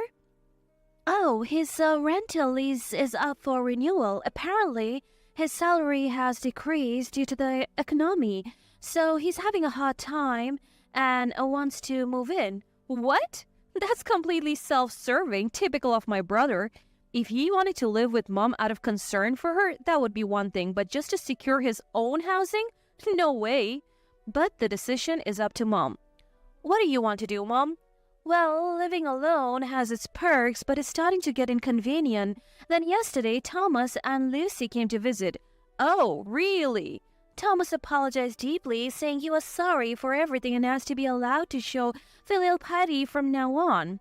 Wow, that's unexpected, right? Even though he disliked me so much, I was happy. Maybe my brother has grown up? With that, my mother and my brother's family began living together. From what my mother tells me, there were no problems at first. They respected her space and were quiet, but soon their true colors showed. Lucy is so cold. My mother's calls quickly turned to complaints. Lucy, she's a housewife but does nothing, no cleaning, no laundry. Not even there? I have always done my own, but they put their laundry in my basket expecting me to do it. Don't they offer to help? No, it's strange to take out their laundry and only wash mine. My back hurts from the increased load. Don't they help with any other household chores? No, they don't. I've heard that Lucy just lazes around all day doing nothing but lying on the sofa. Her main activities are eating snacks and watching TV. She doesn't clean up the crumbs, go shopping, or prepare meals. So mom is doing all the cleaning, shopping, and cooking for 3 people? Yes. What? That's not living together. That's just mooching off her. No, it's worse than that. I also heard that my brother and his wife aren't contributing to the grocery or utility bills.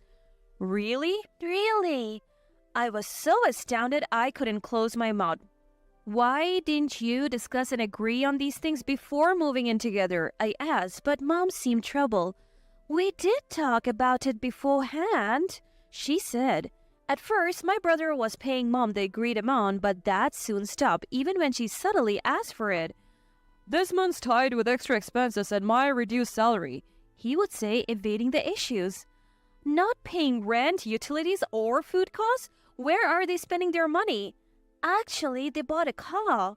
What? If they're short on money, why buy a car, especially when it's not necessary here? I paid for it. Mom, paid for it? I couldn't help but react.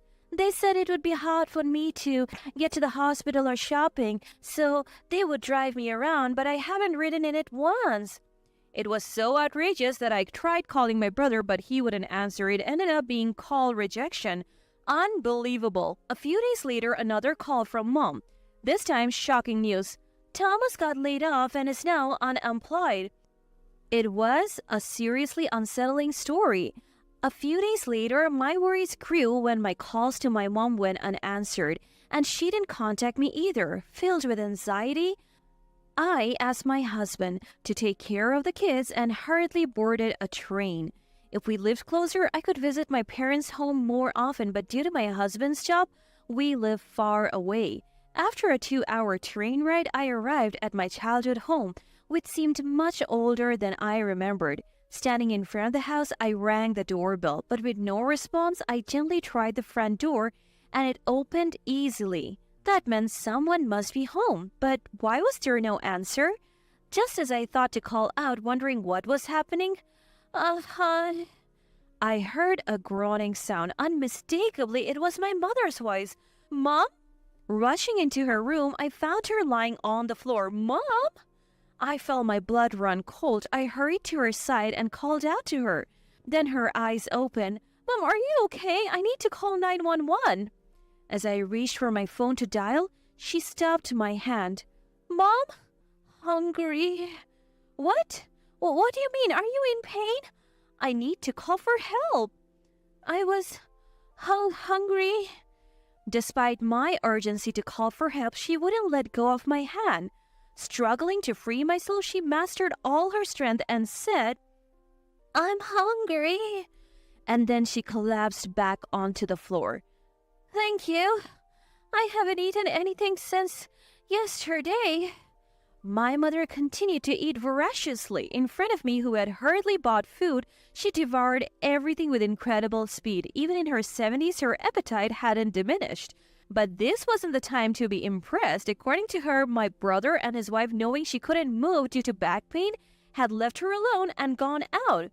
"What were you thinking, leaving Mom like this?" As I was fuming, there was a noise at the entrance. My brother and his wife had returned. "Hey, what are you doing, leaving Mom with a bad back?" Whoa, Susan, you scared me. You have aged a bit since I last saw you. "Never mind that. You have aged too." What's the big deal all of a sudden? Don't just barge into someone's house. "Mom was collapsed from hunger." We didn't know. She could have had some instant food or something. "I checked everywhere from the fridge to the pantry and there is nothing. How could you leave her unable to shop?" My anger grew at my brother's indifference. However, my brother doesn't understand it at all, but he just seemed annoyed. So noisy. It's easy for you to say you don't live with her. "I heard Mom does all the housework." Well, we let her stay with us, so she should do that much. "Lucy, you don't do anything around the house, right?" When I glared at Lucy standing behind my brother, she clicked her tongue too. "So annoying. We let her live with us. She should do at least that much." What a pair they were. So wonderfully in agreement. No, that didn't matter. What's the point of living together if Mom does everything? It's comforting to know we're here in case of emergency. What nonsense! This is an emergency. My anger was unrelenting, but it didn't seem to affect them at all. They just looked annoyed. Enough with the noise, really. Mom living on her meager old age pension is just in the way. Even though you use that pension to buy a car? That's only natural. I'm the eldest and I take care of our parents. When have you ever taken care of anything? Yelling in frustration, my throat started to hurt. My brother, who was never close to our mother, had become a complete stranger. It's just too sad for Mom. Think more about Mom. Shut up. What does an outsider have to say? No matter what I said, my brother wouldn't understand. He glared at me irritably. I thought living with Mom on her pension would let us live freely. Didn't expect it to be so little. Saying this with a sigh, the look in his eyes towards our mother was cold. Mother looked down, saddened. To her, my brother said with a laugh, "Really, a penniless Mom is just a nuisance." "Hey, brother, if she's so important, you take her." "What?" I couldn't believe it. I wanted to believe it. Despite his resentment, he still had some gratitude towards our mother, but my hope was crushed. Biting my lip, I glared at my brother and Lucy, who were laughing mockingly. I couldn't let these people have their way. I didn't want Mom to suffer anymore. So while glaring, I managed a smile and said, "Right. You two can provide a peaceful old age for Mom. I'll gladly take care of her." "Susan?" Surprised, I smiled to reassure Mom. "It's okay, Mom. I'm sorry to move you out of this house, but come stay with us." "But Oliver has always said it's okay to live together, but I thought it's better if you stayed with my brother. It's fine now, right? Mom, come live with us. Let me repay you for raising us." As I reached out my hand, tears filled her eyes. "Thank you, Susan." Hey, get out quickly. Enjoy your cramped life in your tiny house. After glancing at my brother, we left our childhood home. Mom's possessions were surprisingly few. Turns out unemployed Lucy had been selling them off. Unbelievable. I should have come to fetch her sooner. The regret was overwhelming. But my brother's words, though he had never seen my house, hit a nerve. I looked at Mom apologetically. "Sorry, Mom. I got carried away. Our place is really small. It might be cramped. Our condo suitable for a couple's income was very small. Too small to give individual rooms to our teenage kids. How do I arrange a room for Mom?" As I pondered, my brother's words echoed. "Just so you know, Mom's room is gone. This place is ours now." That jerk. I was about to glare back, but Mom placed her hand on mine. "It's okay. Mom, it's okay, Susan. Let's live together in a mansion." "What?" Her sudden words puzzled me. As I wondered, Mom smiled at my brother and his wife. Thank you for everything. From now on, I'll live in a mansion with Susan's family. Huh? My brother and his wife looked just as puzzled, but without explaining, Mom said, "Goodbye." And she started walking, pulling my hand. What did she mean? Probably just sour grapes. Or maybe she's finally lost it with age. Hearing my brother and his wife's voices, I left with Mom. 2 years later, aliens have invaded our peaceful home. Suddenly, it was my brother and his wife. In the middle of the night, who could it be? I rushed to the intercom and saw them on the monitor. It had been a long time. As unwelcome as thieves, I thought, but opened the door and they barged in, and immediately, What the hell is this? he yelled, "It's the middle of the night. Don't yell, it's rude. Shut up, explain what's going on. If you want me to explain, I can't stay quiet." My logical reply made my brother's face turn red. So, what's this about? Upon my question, my brother pointed at the walls of the house and shouted, What is this place? "It's a house. Just a house." I'm asking, what's with this mansion? A mansion is a fancy term for a big house. Stop it already. Though I was deliberately invasive, his frustration made him tear at his ear. How could you afford such a mansion with Mom's old age pension and your income? I'm struggling financially right now. Help me out a bit. Yes, we had moved to a much larger house. Compared to it, our old house was indeed tiny.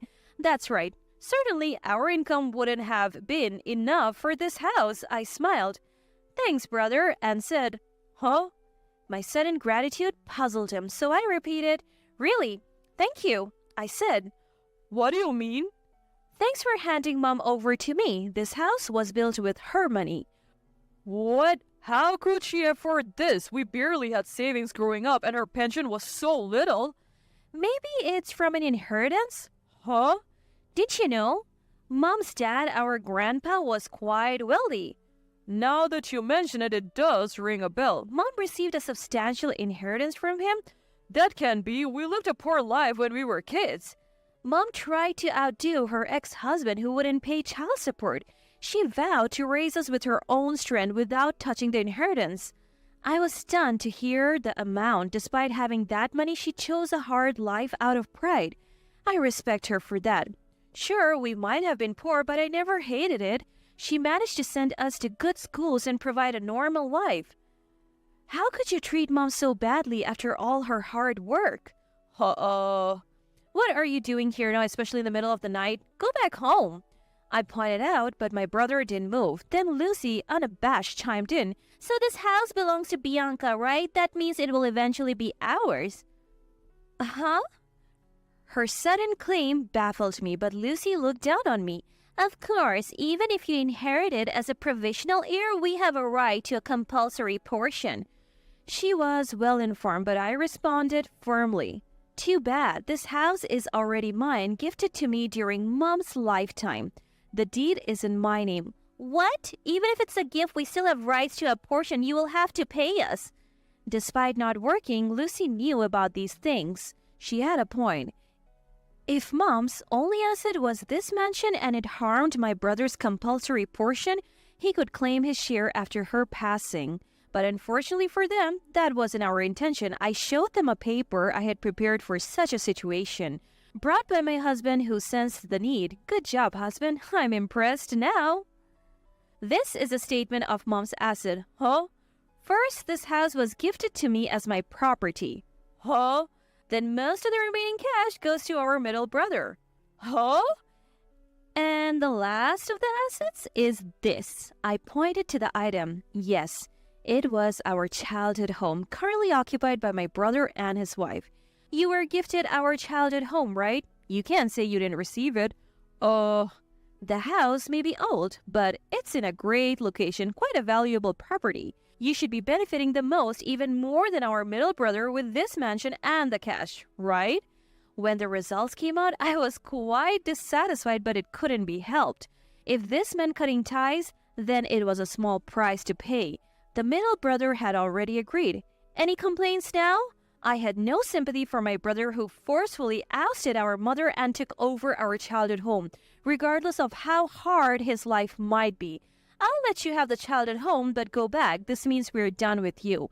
I shouted, but the troubled-looking couple didn't move. What now? You still have something to say? My brother, looking everywhere but at me, finally spoke. No, nothing left. What do you mean, nothing left? The house is gone. What? Yes, we did receive it as a gift. I transferred it to my name. Great, but what do you mean by the house is gone? We sold it. What? What did you say? We've already sold it. The house is gone. What did you say? Sold it right after transferring it to his name? What was he thinking? Well, he must have had made a fortune then, so it should be fine. I didn't understand why they were here in the middle of the night. The couple before me turned paler and paler. Actually, the money from selling the house went to pay off debts. What? How so? We tried a big investment hoping for a turnaround. Uh-huh. And it was a huge failure. Uh-huh. Even after selling the house and paying off, we're still short. Uh-huh. What do we do? I don't know.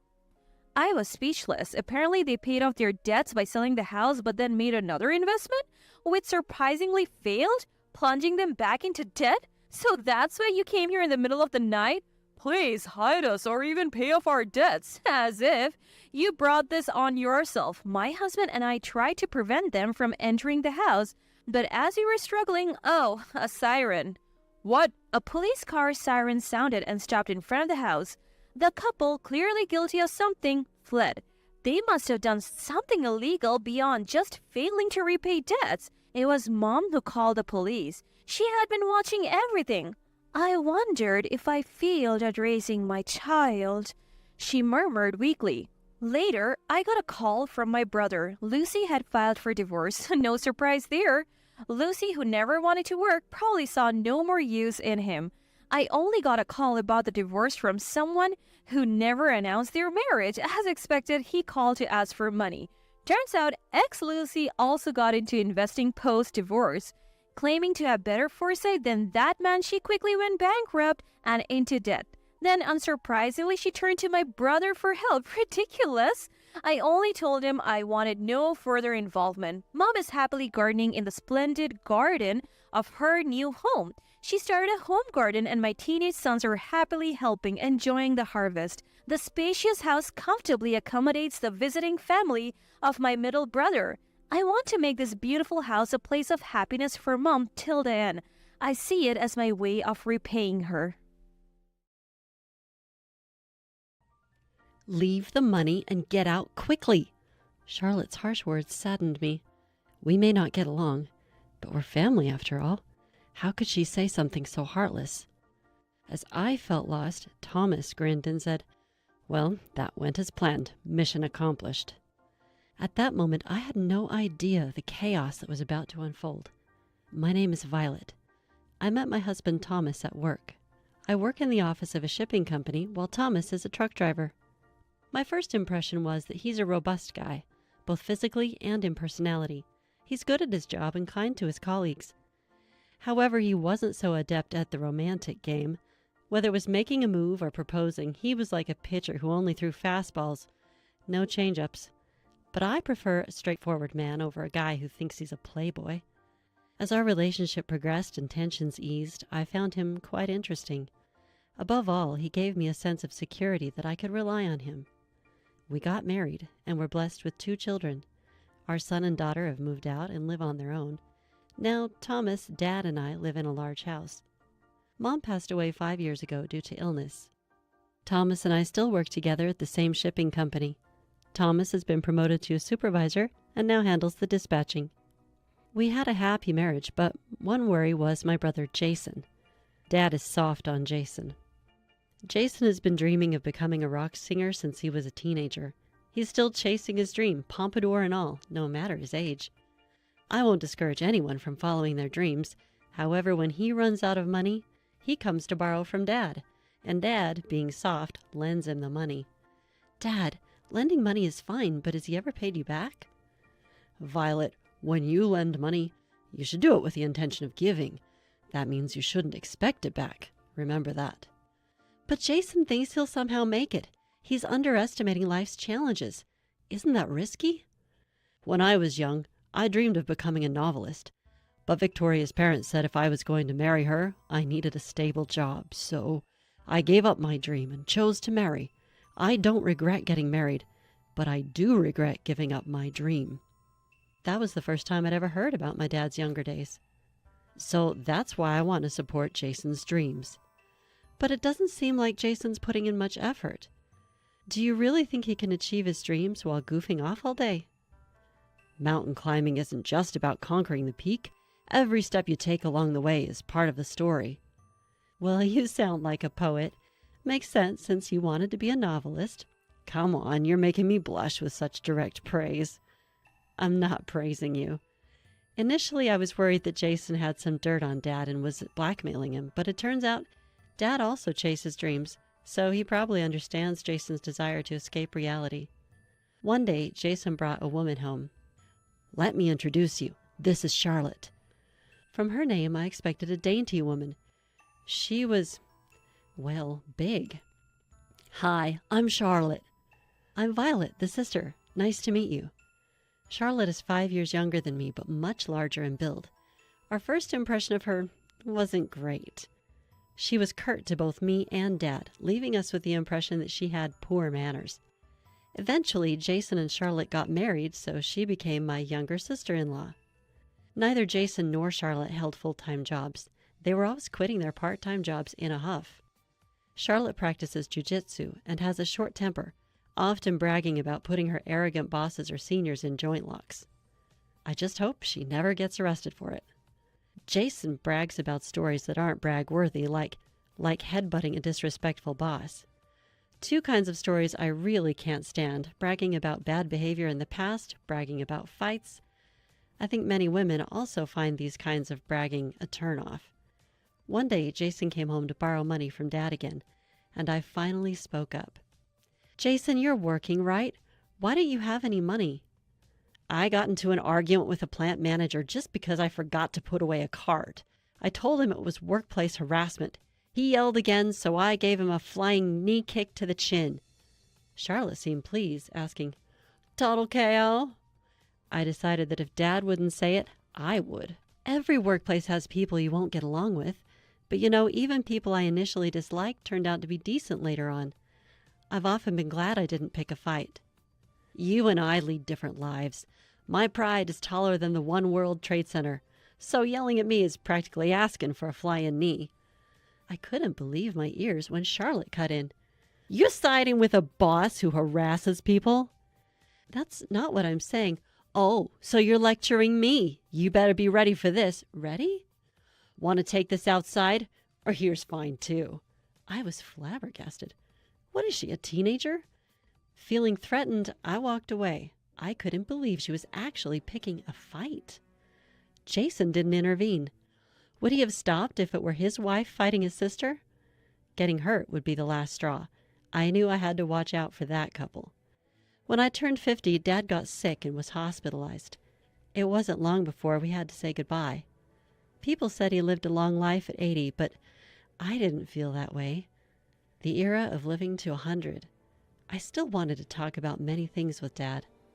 When Thomas and I were alone, he said, Violet, actually, Lawrence. What? Never mind. What do you mean, never mind? Just tell me.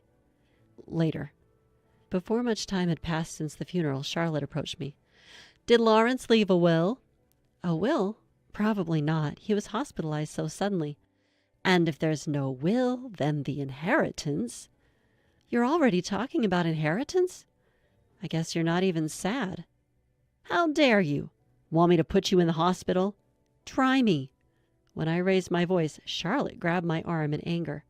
I was taken aback but didn't want to apologize. Should we call the police? What are you doing? You made me sound like a monster for bringing up the inheritance, so I thought I'd teach you a life lesson with an arm lock. You're the one who's wrong, Violet. Enough. Don't yell. What are we going to do about the inheritance? I was momentarily speechless, but then I glared at Jason. Jason, aren't you sad that Dad passed away? That's irrelevant. Stop calling me stupid. I don't want to be called stupid by someone as stupid as you. What did you just say? The atmosphere was tense until Thomas arrived. What's going on here? Wife, you better tell your husband to raise the kids right. Those words crossed the line. I'll pass that message right along to Jason. Good on you. I'm fed up with you, Violet. This makes my decision easier. Decision? Jason dropped a bombshell. I'm the eldest son. That means the house and Dad's inheritance are all mine. Are you out of your mind? I'm perfectly sane, Jason said, stone-faced. Just as we were stunned by his audacity, Thomas spoke up. Violet, let's try to keep a cool head. We're not making any progress. Fine. We sat down at the table to hash it out. The inheritance is all mine and Charlotte's. Violet, I want you to give up your claim. That's ridiculous. Our dad isn't rich. If we split it between 2 households, there won't be much left. There's only 2 of Dad's children, me and Jason, so it should be divided between us. But Jason scowled. Look, Violet, you and Thomas both have jobs and are doing fine. I'm the one pursuing my dreams, so I'm the one who needs the money. Why don't you get a job, Jason? Let me finish. Living in the house means no rent, and with the inheritance, I can take on the world. Dad was cheering for me, you know. The best way to honor him is to pack Carnegie Hall. You can't even pack the local park. What if I do fill Carnegie Hall? Will you put your money where your mouth is? What are you talking about? I seriously considered calling the police. Thomas, what do you say? Can you give in? I cannot. Then Thomas calmly asked Jason, So, you're asking Violet to relinquish her claim? Yes. And you're okay with that, Jason? What are you talking about? Of course it's not okay. At that point, Charlotte glared at me. Shut up. You've been yapping like a puppy this whole time. Such words should not be tolerated. When I glared at her, Charlotte glared back with an angry face. Is it cute to yap like a puppy only until you're in your 20s? Stop pretending to be a young girl. It's embarrassing for a 50-year-old hag. Take that back. I won't tolerate insults. Thomas, wasn't it? You should have set her straight. What a useless couple you are. At this point, I couldn't keep quiet. If you weren't as big as a hippo, I'd have slapped you a long time ago. For a moment, Charlotte looked dumbfounded, but then turned to Jason. Did your sister just call me a hippo? Violet, apologize while you still can. I'll apologize when Charlotte does. Enough, both of you. Violet, calm down. Fine. Let's proceed with the disinheritance, Violet. I looked at Thomas with wide eyes, but something in his gaze told me he had a plan. Why else would he agree to such an unreasonable demand? I had no choice but to trust Thomas.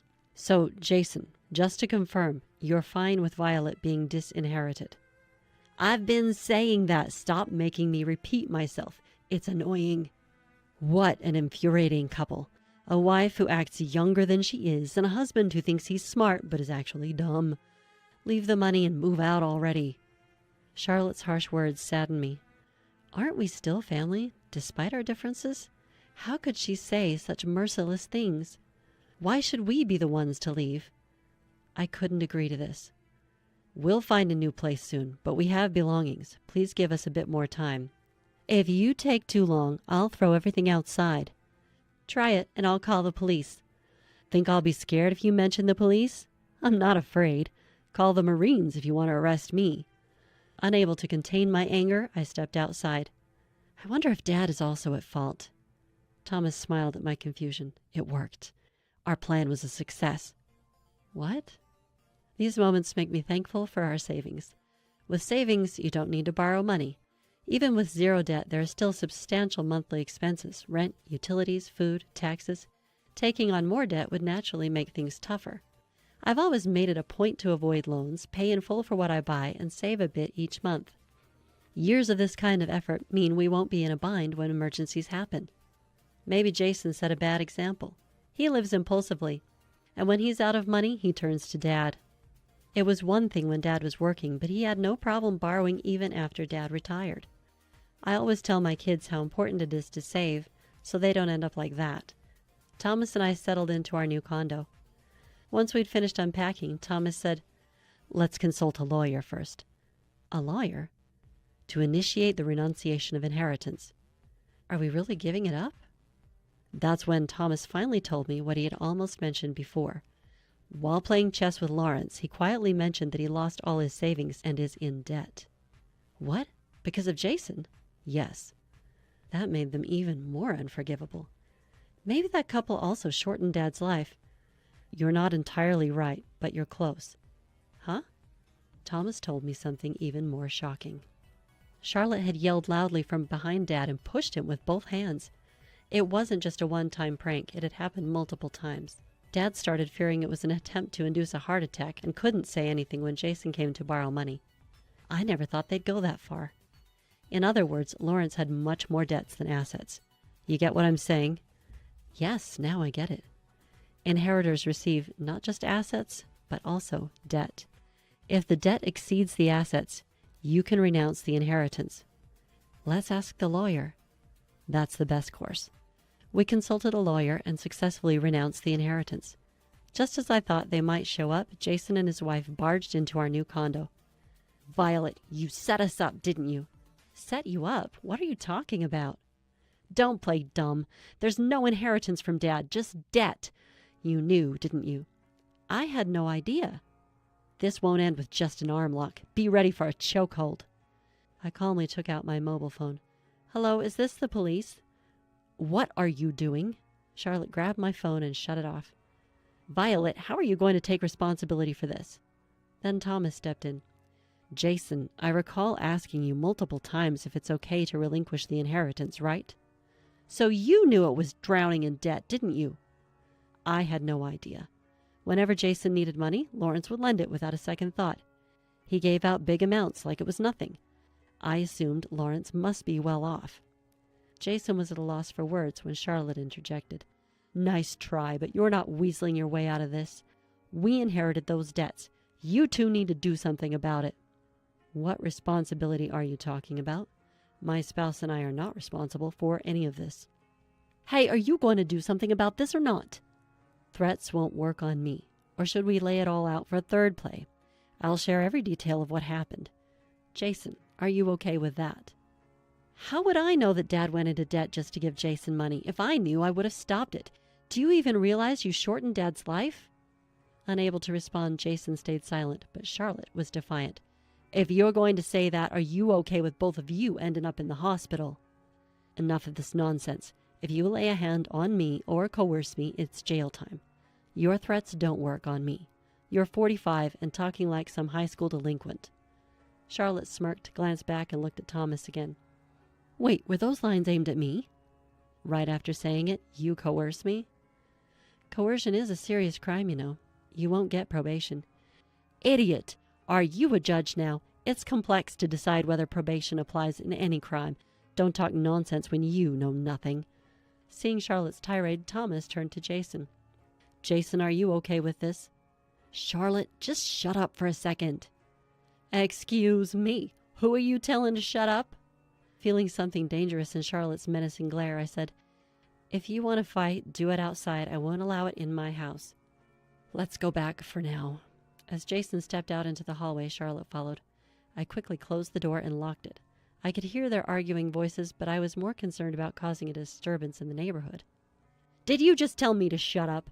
What are you going to do if I call the police? Don't worry, I'll call an ambulance in a minute. A few seconds later, I heard Jason's screams from down the hall, but I pretended not to know him. Immediately after that, I heard what sounded like a dying scream, but it had nothing to do with me. Jason and Charlotte had insulted us, so obviously they'd severed ties with our family. So whether they divorce or Charlotte gets arrested for assault, it has nothing to do with me. A few days later, I got a call from Jason. Violet, I was wrong. Will you help me? Who is this? Don't be like that. We're siblings, right? I couldn't help but feel it was too late. Turns out Jason was in the hospital. Apparently, Charlotte had broken his arm. This was like something straight out of a comic book. Ever heard the term, you reap what you sow? I'm genuinely sorry. Could you cut me some slack? I can't afford the hospital bills. That's unfortunate. No matter how coldly I brushed him off, Jason kept begging. Please, for the love of God, help me. I'm not God. Is Thomas there? Don't call him by his first name. We're no longer family. My words seemed to hit hard, and Jason was speechless. Switching the call, Thomas took over. After a brief chat, he hung up. Let's go to the hospital. Don't give him a cent. I know. Thomas and I went to the hospital, but not to visit. It's better to say it face to face. Jason pleaded in a polite tone. Please help me. Debt collectors have come to the first floor of the hospital. Their nurse told me. I'm scared to death. But Thomas looked stern. After the insults you and your spouse hurled, it's only natural for us to cut ties. That's not what I meant. Well, if we're not cutting ties, then why disinherit? Disinheritance means cutting family ties. Jason looked down and spoke softly. I apologize for what I've done, but I need your help. I have no one else to turn to. What about Charlotte? We're divorced. A family falling apart, then. She's at the police station for assault. It felt unreal. You repeatedly called my wife an idiot. If I had called Charlotte that, you'd never forgive me. Jason looked troubled. People who spew hate often don't remember what they've said, but those on the receiving end don't forget. I have a good memory. I remember every word you two have said. I have heard it from Charlotte as well. The wife should be properly disciplined by the husband. What does that even mean? Explain it to me. Thomas presses on logically. What did Charlotte mean when she said a wife should lay down her body? Is that even something you should say to a woman? Those are not words you say to a woman. Jason seems to have forgotten not just his own comments, but also those made by Charlotte. Yelling like a little puppy, that's a clear insult. As for my dear wife, you called her a young wannabe or a 50-year-old hag. Don't repeat it. Sorry. Thomas doesn't let up.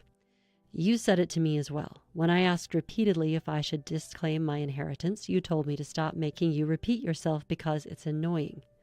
It's too late for any excuses now.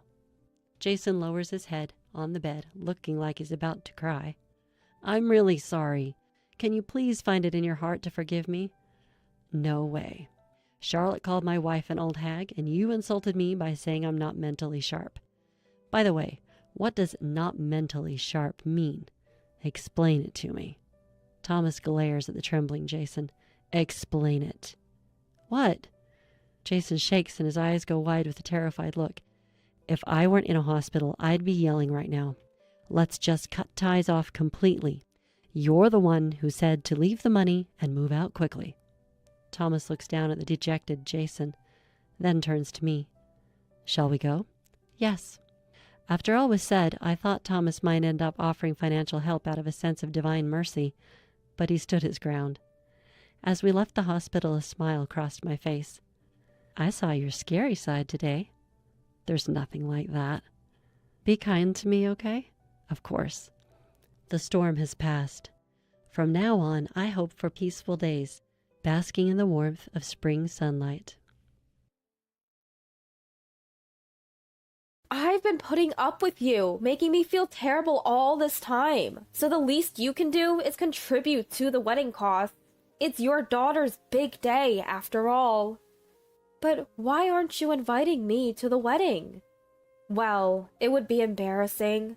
I would have wanted Dad to be there, but I don't want people to know I have a countryside grandma, like you, as my mother. You're living off Dad's estate and pension, yet you have the audacity to show up at ceremonies and act all important? It's just shameless. My name is Stacy. I lost my husband Bennett a few years ago, and now I live alone. The house that Bennett, who was a CEO, left me feels too big for just myself. However, I manage by enjoying my gardening hobby. I have 2 children, my son Ralph and my daughter Ellie. Both are independent and do not live with me. Ralph got married last year and lives in the neighboring state, while Ellie is single and seems to be focused on her work, although she plans to get married to her boyfriend soon. To others, it might seem like I'm enjoying a comfortable retirement, with my children being independent. I do feel blessed, but I also have my worries, especially about my daughter Ellie.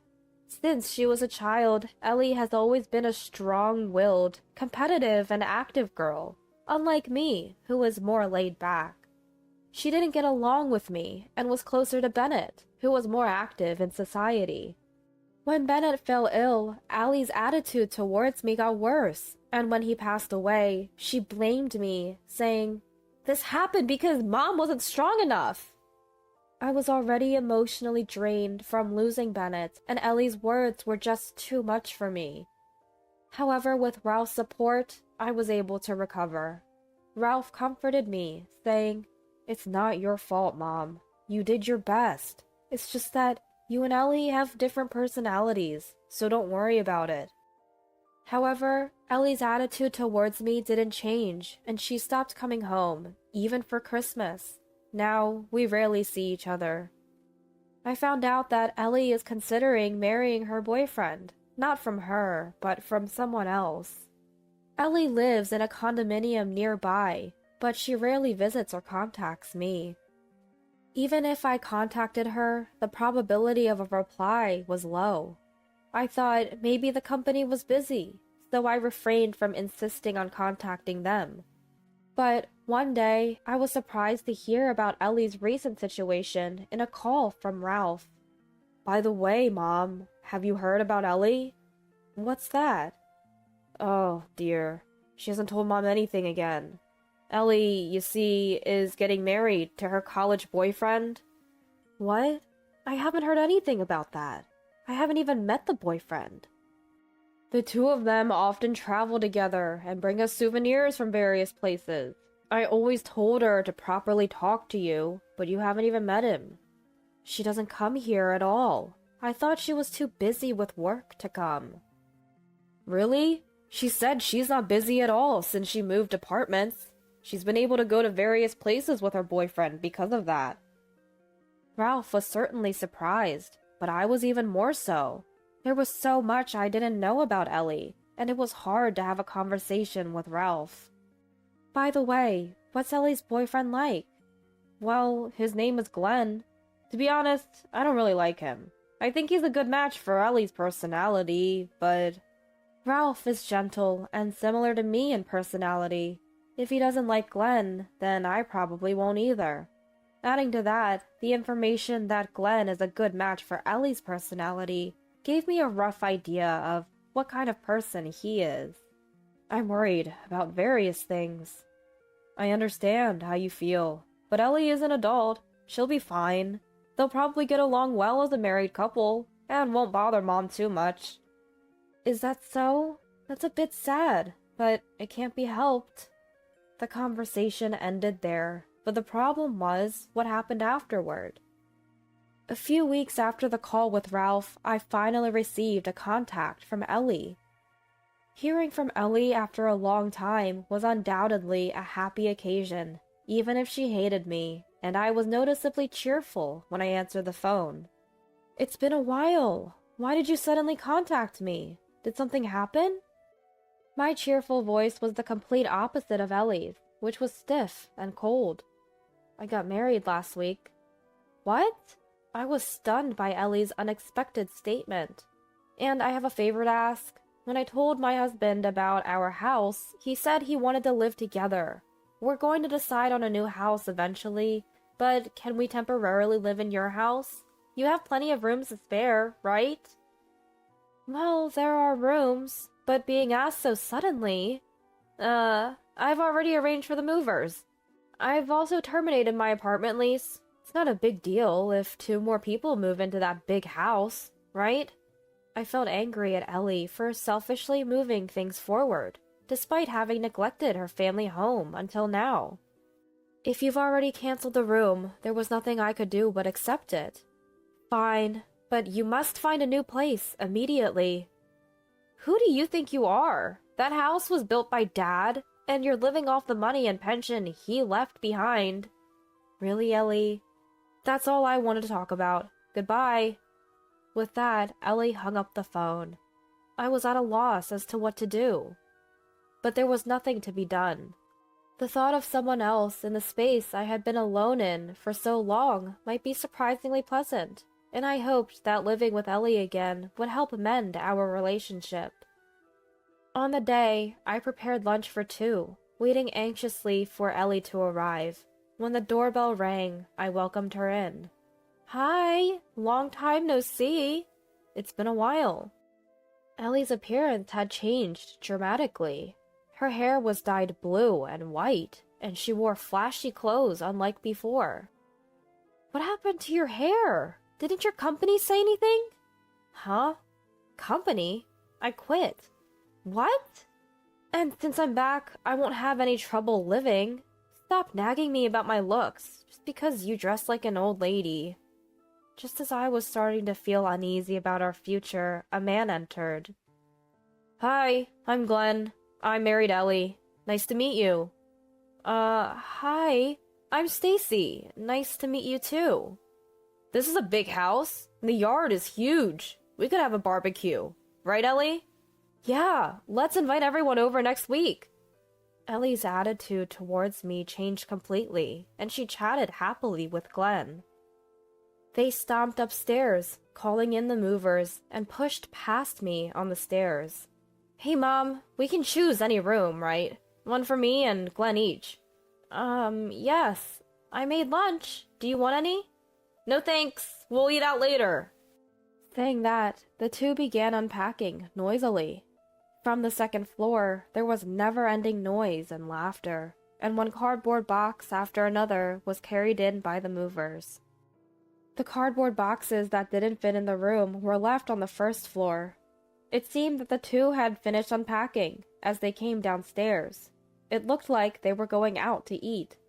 What are you going to do with these cardboard boxes? Oh, just leave them there. We'll be back. It felt like the storm had passed, but I couldn't help sighing at the sight of the large cardboard boxes left in the corridor. Life afterwards was stifling. They acted as if I didn't exist, and gradually the house began to fall into disarray. They didn't cook, clean, or do laundry, and all those burdens fell on me. Glenn had a job, but he seemed to be changing jobs frequently, and I doubted he was earning a decent salary. Ellie, who had quit her job, showed no sign of looking for work and mostly spent her time lying on the sofa, fiddling with her mobile phone. Hey, Ellie, are you looking for a job? Shut up! Glenn's working, isn't he? But still, I've been a housewife for years, so don't act like you're any better. I'll work when I find a job that suits me. She would change the topic and snap at me, and in the end, we would never have a real conversation. I was already getting sick of this stifling situation, but before I knew it, a week had passed since Ellie and Glenn moved in. One Saturday morning, I saw Ellie and Glenn busy preparing something, so I asked them what was happening. Huh? Didn't we tell you we're having a barbecue to celebrate our move? Our friends are coming over later, so be nice. What?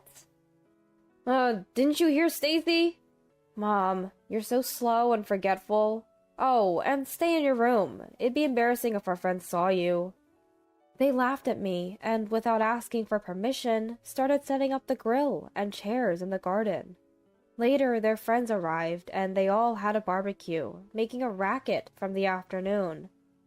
I watched from my room on the second floor as my carefully tended garden and flowers were trampled and destroyed, and felt a mix of anger and sadness well up inside me. In the evening, the barbecue seemed to be over, but Ellie and her friends were getting ready to go out. Ellie, where do you think you're going, leaving everything like this? Hey, Mom, we told you to stay in your room. Even Glenn's friends, who were headed to the car, stopped at the sound of my voice. Glenn, apparently drunk, pointed at me and started laughing. Oh, it's parasites, Stacy. Huh? Parasite? That's what Ellie's been calling her. She's been living at our house like a parasite for years. That's why Ellie said she won't invite her to the wedding.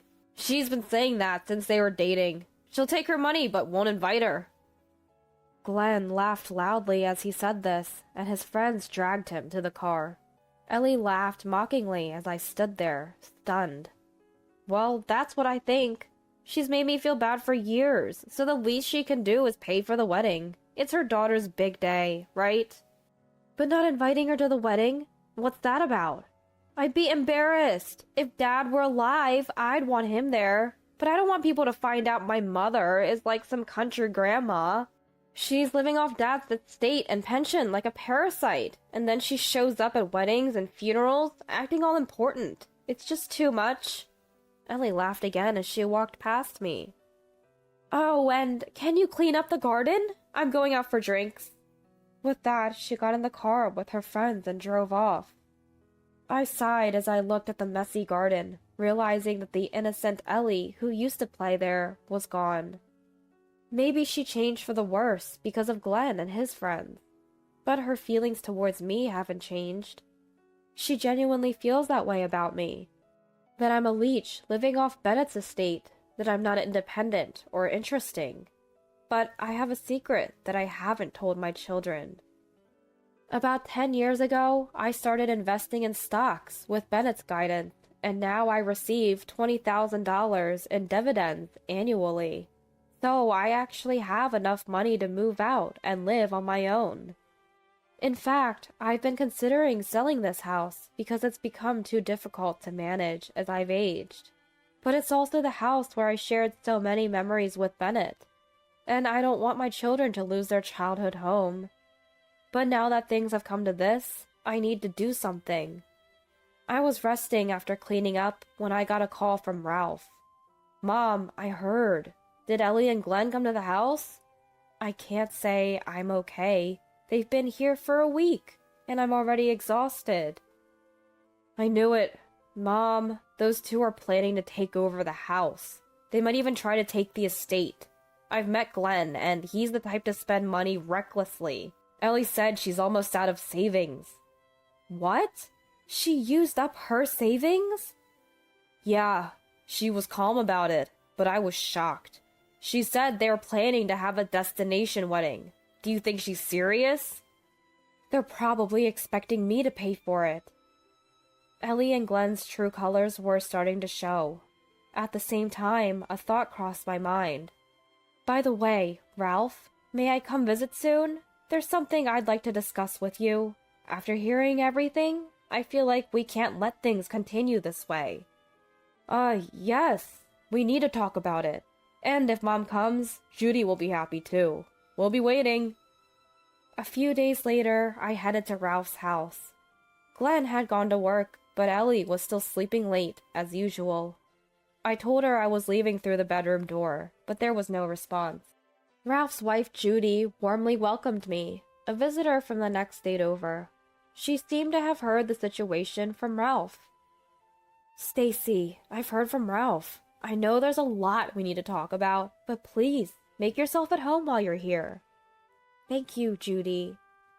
After being welcomed by the two of them, I first revealed the secret of my assets. They were both surprised to learn that I, whom they thought was a housewife, actually owned stock and received approximately $20,000 in dividends annually. But they were even more surprised when they heard about my next proposition. I'm worried that if Ellie and the others find out I have stock, it will lead to trouble. Given the current situation, I think it's just a matter of time. So, I'd like to transfer my stock to you two at this time. What? Are you sure? Us? Isn't there another way? No, I want to give it to you. After a moment of silence, during which they seemed to be overwhelmed by my momentum, they looked at each other and reluctantly nodded. Then, after consulting in low voices, Ralph spoke up. So, as a way of saying thank you, how about Mom lives with us in this house? What? We were just talking about it, Ralph and I. That house is too big for Stacy to live in alone, and we're worried about you. It seems like the right time. What do you think? I gladly accepted their proposal. Afterwards, I made the bold decision to sell the house I had been living in. The process of transferring the stock to Ralph and his wife, as well as the sale of the house, were completed without a hitch.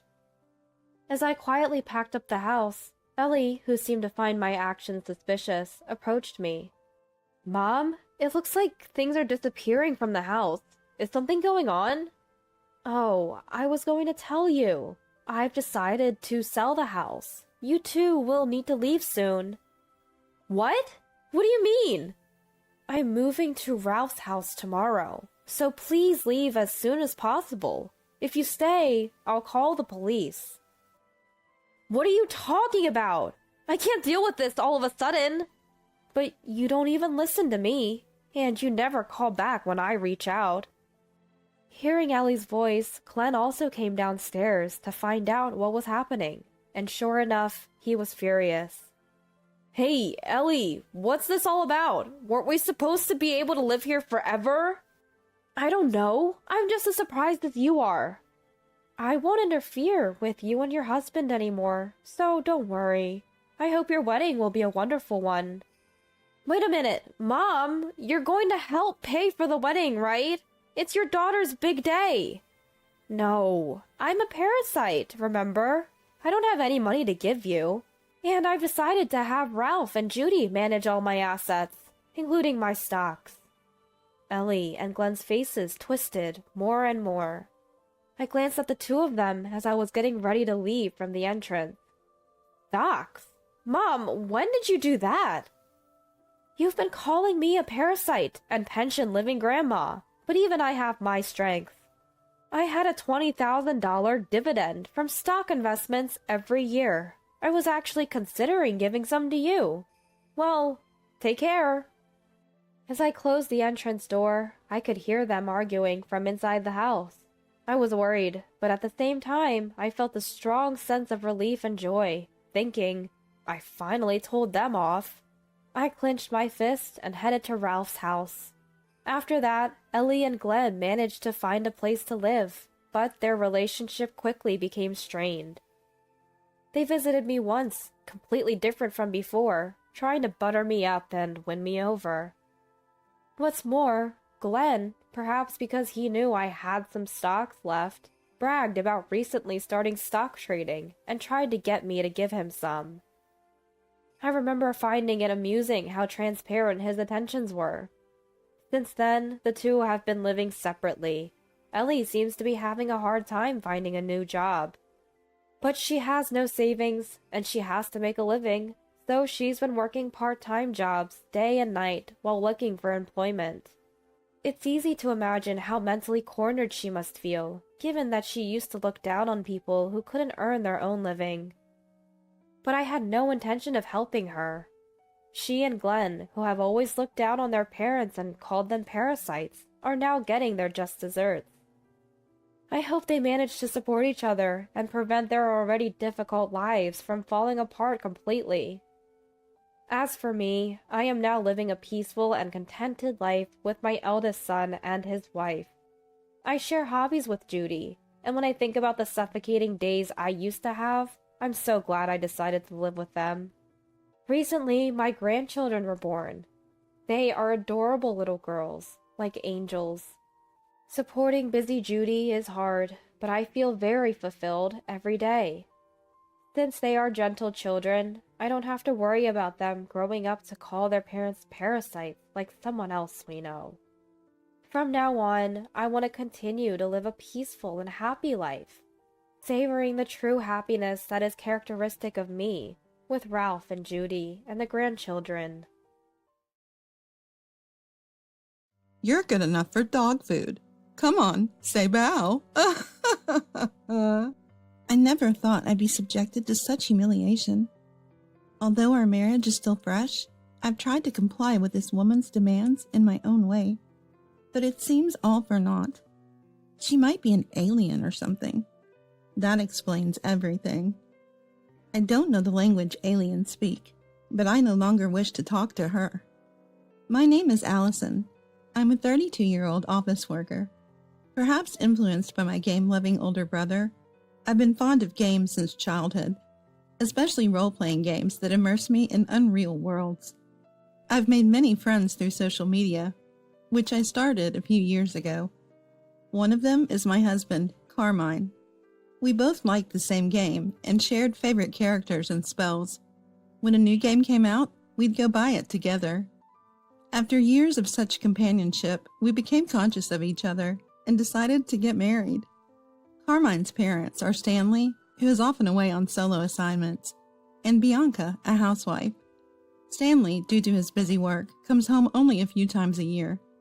Carmine's grandmother, Stanley's mother, also lives with them but has been suffering from Alzheimer's for a few years now, and recently, her hearing has declined, making conversation difficult.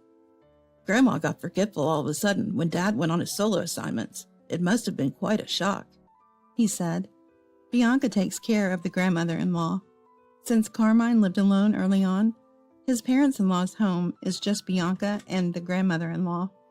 I wondered if I would have to take care of a stranger who wasn't even my parents someday. However, both parents-in-law are healthy, and it seems that the opportunity is still far off. I was completely at ease. Until that one phone call. One day, it was my day off, and after finishing all the housework I had accumulated, I was playing my favorite game. Then, an unfamiliar sound rang out in my room. What's that sound again? Oh, a ringtone. I rarely get calls, so I forgot my own ringtone. Seeing the displayed name, I tensed up a bit. A call from Bianca? It was the first time I got a call from my mother-in-law, Bianca, and though nervous, I thought something might have happened, so I hurriedly answered. Hello? You're late. It's common sense for a working adult to answer promptly when a superior calls. The sudden sarcasm made me instinctively want to hang up, but I refrained. Sorry, I'll be careful. So what can I do for you today? As if. You're free on your days off, right? Playing with that incomprehensible toy? Do some work. Fulfill your duties as Carmine's wife. Told to visit the parents-in-law's home on my next day off, Bianca hung up. After the call, I was in a daze for a while. Why must I be subjected to sarcasm from a call I rarely get? I thought about ignoring it, but she is Carmine's mother, after all. Maybe I'll just listen to what she has to say. I decided to think that way. Of course, I reported to Carmine that night. I'm really sorry. It's probably going to be a hassle, so you don't have to go. It was honestly comforting to hear Carmine say that. Still, it's infuriating. At times like this, there's a place I always go to after work. Hello? Oh, if it isn't Allison, something bothering you? Susan from the pottery school greets me with a smile and those words. I start with a light heart, but now I'm completely engrossed. Susan is about the same age as my grandma, but is still strong and willing to listen to my life problems. She's like a mom to everyone. Of course, pottery is fun, but I come here to talk to Susan. Listen to this, Susan. I got a rare call from Bianca, and it was a parade of sarcasm.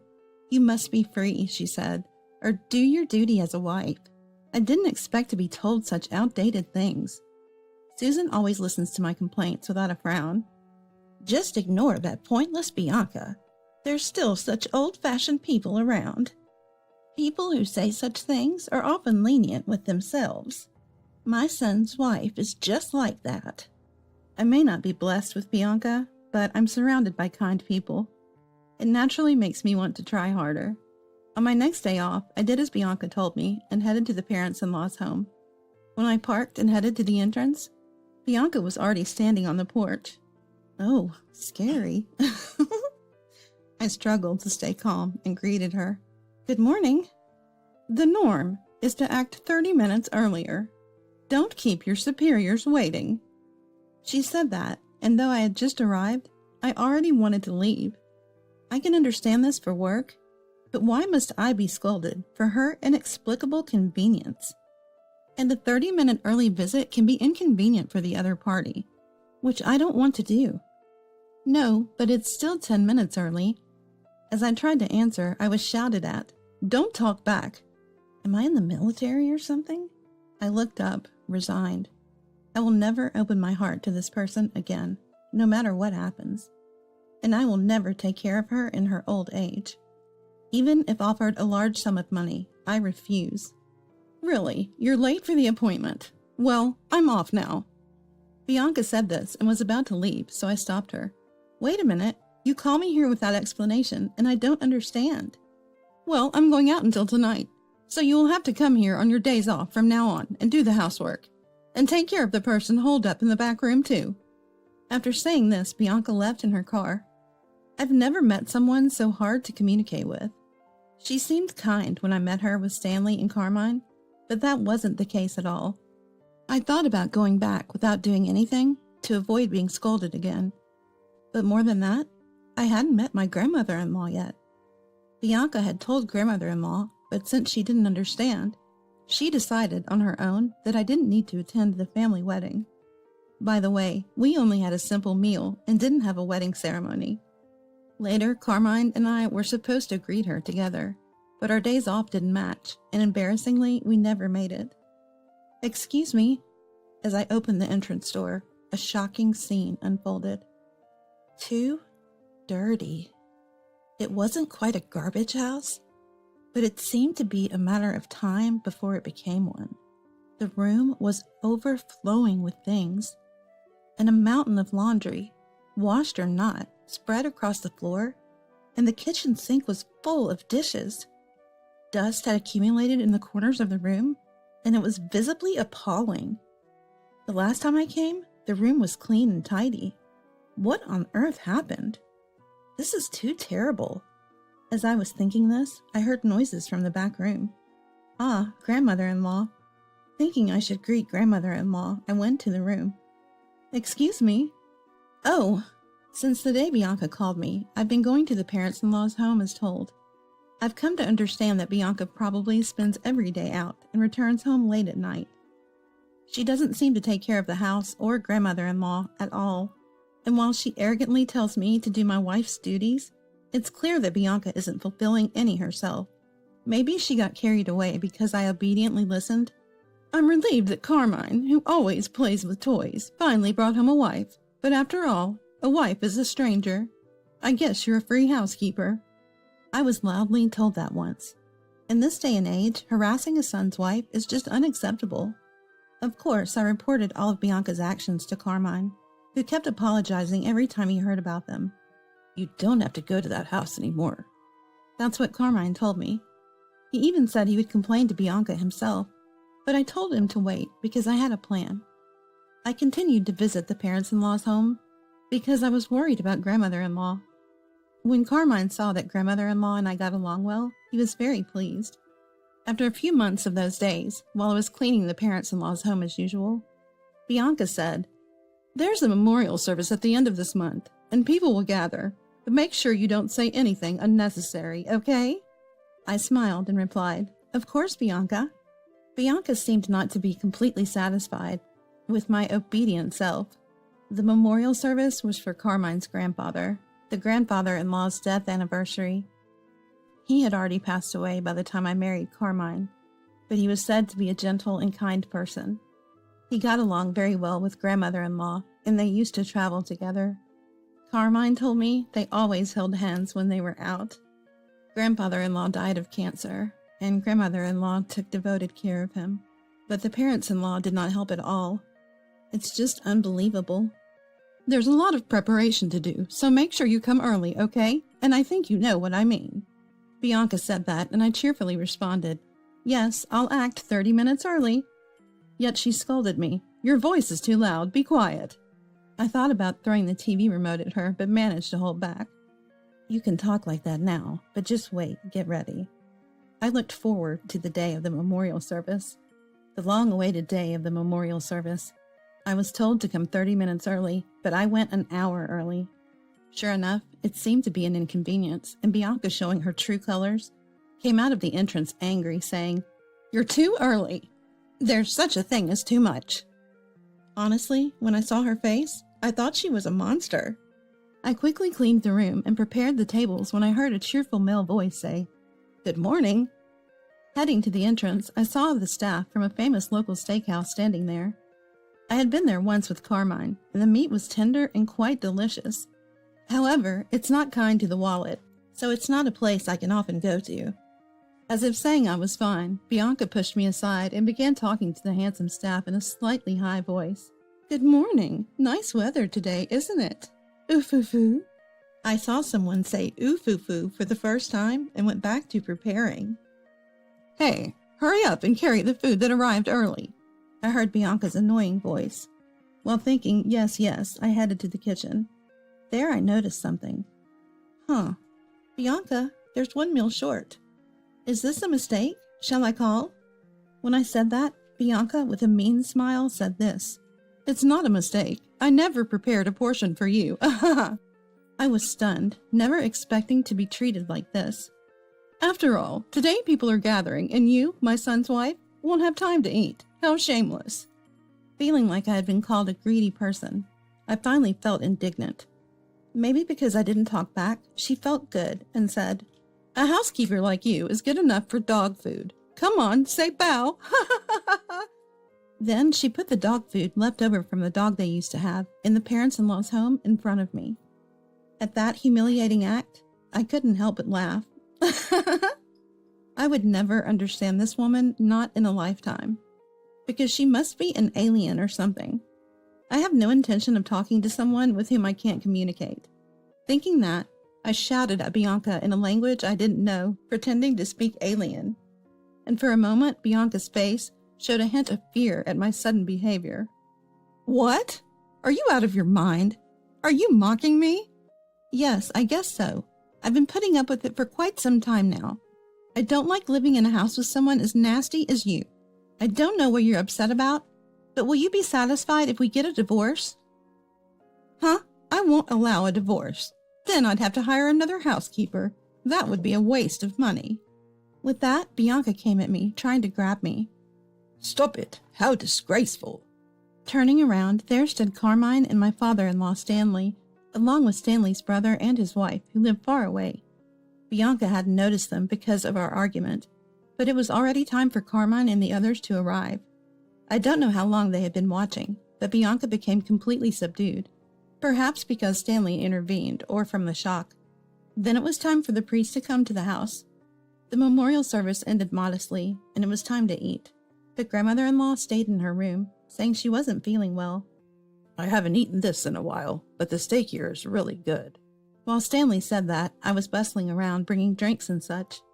Allison, come eat too. You don't need to do all this. Thank you. Come over here. My aunt-in-law Cindy also called out kindly. Thank you, but it seems there is no steak for me. I pretended to be dejected as I said that, and when Cindy asked, why? I replied, I can't possibly say it. Please ask Bianca. Cindy glared at Bianca, who might have been frightened by her gaze, and started saying something ridiculous. Oh, I ordered the wrong number of steaks. I told Allison to eat my portion, but she declined, saying she was fine. I'm so lucky to have such a nice woman marry into the family. Bianca was sweating profusely, and her eyes were darting around. Is that so? Cindy looked at me worriedly. Yes, that's right. Behind Cindy, I could see Bianca's face completely at ease. That face was so comical, I struggled to keep from laughing. Bianca is always so kind. She points out when I'm lacking social manners. Today, instead of steak, she prepared this for me. I said that and brought out the dog food Bianca had handed me from the kitchen. Bianca turned pale at my unexpected action. What's going on? What have you done to my precious wife? Carmine asked, but Bianca remained silent. In the quiet room, Stanley spoke up. Well, you know, when in Rome, do as the Romans do, right? Allison is married now, so... Stanley started joking, and Carmine looked like he was about to grab him. Thinking it better to avoid an assault charge, I decided to call my ace in the hole. Susan? Everyone was surprised by my loud call. Then, from a back room, a cheerful voice replied, Yes? Out came Susan, grandmother-in-law. It turns out she's the Susan from pottery school. The day Bianca first called me over, we were both shocked to see each other. Never imagining that the grandmother-in-law would be Susan, we finished the housework at the parents-in-law's home together laughing. The parents-in-law's home is a two-family house, and Susan's living space was very tidy. It was obvious that she wasn't sick, but Bianca never suspected. Since Bianca returned home late at night, we went out to eat and for walks. I enjoyed the time spent with my beloved Susan, which is why I was happy to visit the parents-in-law's home. Susan had made me promise not to tell the in-laws about our relationship. I was angry at Bianca's unreasonable words, but knowing it would end someday, I could bear it. Susan didn't attend the memorial service because she didn't want to see the parents-in-law's faces. Susan always prayed for grandfather-in-law's happiness after his death. Why? Mom, Don't you have Alzheimer's? Stanley asked, puzzled. That's just something this woman misunderstood on her own. With that, Bianca, who had been shrinking herself, was glared at. I wanted to live alone with my husband, but right after getting married, you started living with us for the sake of he's your son, and you and your husband indulged in luxury with the money saved from rent. Susan said this, and Stanley looked uncomfortable. I thought I'd be free when your transfer was decided, but then this woman said she would stay here, and it was the worst. I couldn't even talk about kicking her out because you were never home. And I pretended to be hard of hearing because I didn't want to talk to you. And then you just assumed I had Alzheimer's. It's laughable. Bianca's face turned bright red. What I couldn't forgive the most was being treated as absent from the grandchildren's celebrations. Well, I was very happy when I found out Allison, whom I'd get along with, was the spouse of my grandchildren. Susan said that and smiled at me. Bianca, not finding this amusing, suddenly started. I'm sorry. Allison was always so cold to me. I was frustrated, and that's why I did such a prank today. I truly regret it. But if Allison had been kinder from the start, then I wouldn't have been too... I had no intention of playing along with such a charade. All the precious words you've given me up until now, Bianca, I thought I'd listen to them at home, too. I said that and pulled out a voice recorder I had hidden in my pocket. With each playback, Bianca's face grew paler, and the faces around us grew more severe. Susan and I had planned to expose everything on this day when the relatives gathered, regardless of the steak incident. After listening, Cindy started to laugh. You talk about social common sense, but you've never worked a day in your life. Apparently, Bianca had never worked and had lived a life of leisure. After the children grew up, Bianca began to go out more, causing constant arguments with Stanley. Stanley himself was apparently a habitual adulterer who returned home late every night, participating in school events for the sake of public image, but otherwise maintaining a fake relationship, as I had heard from Carmine.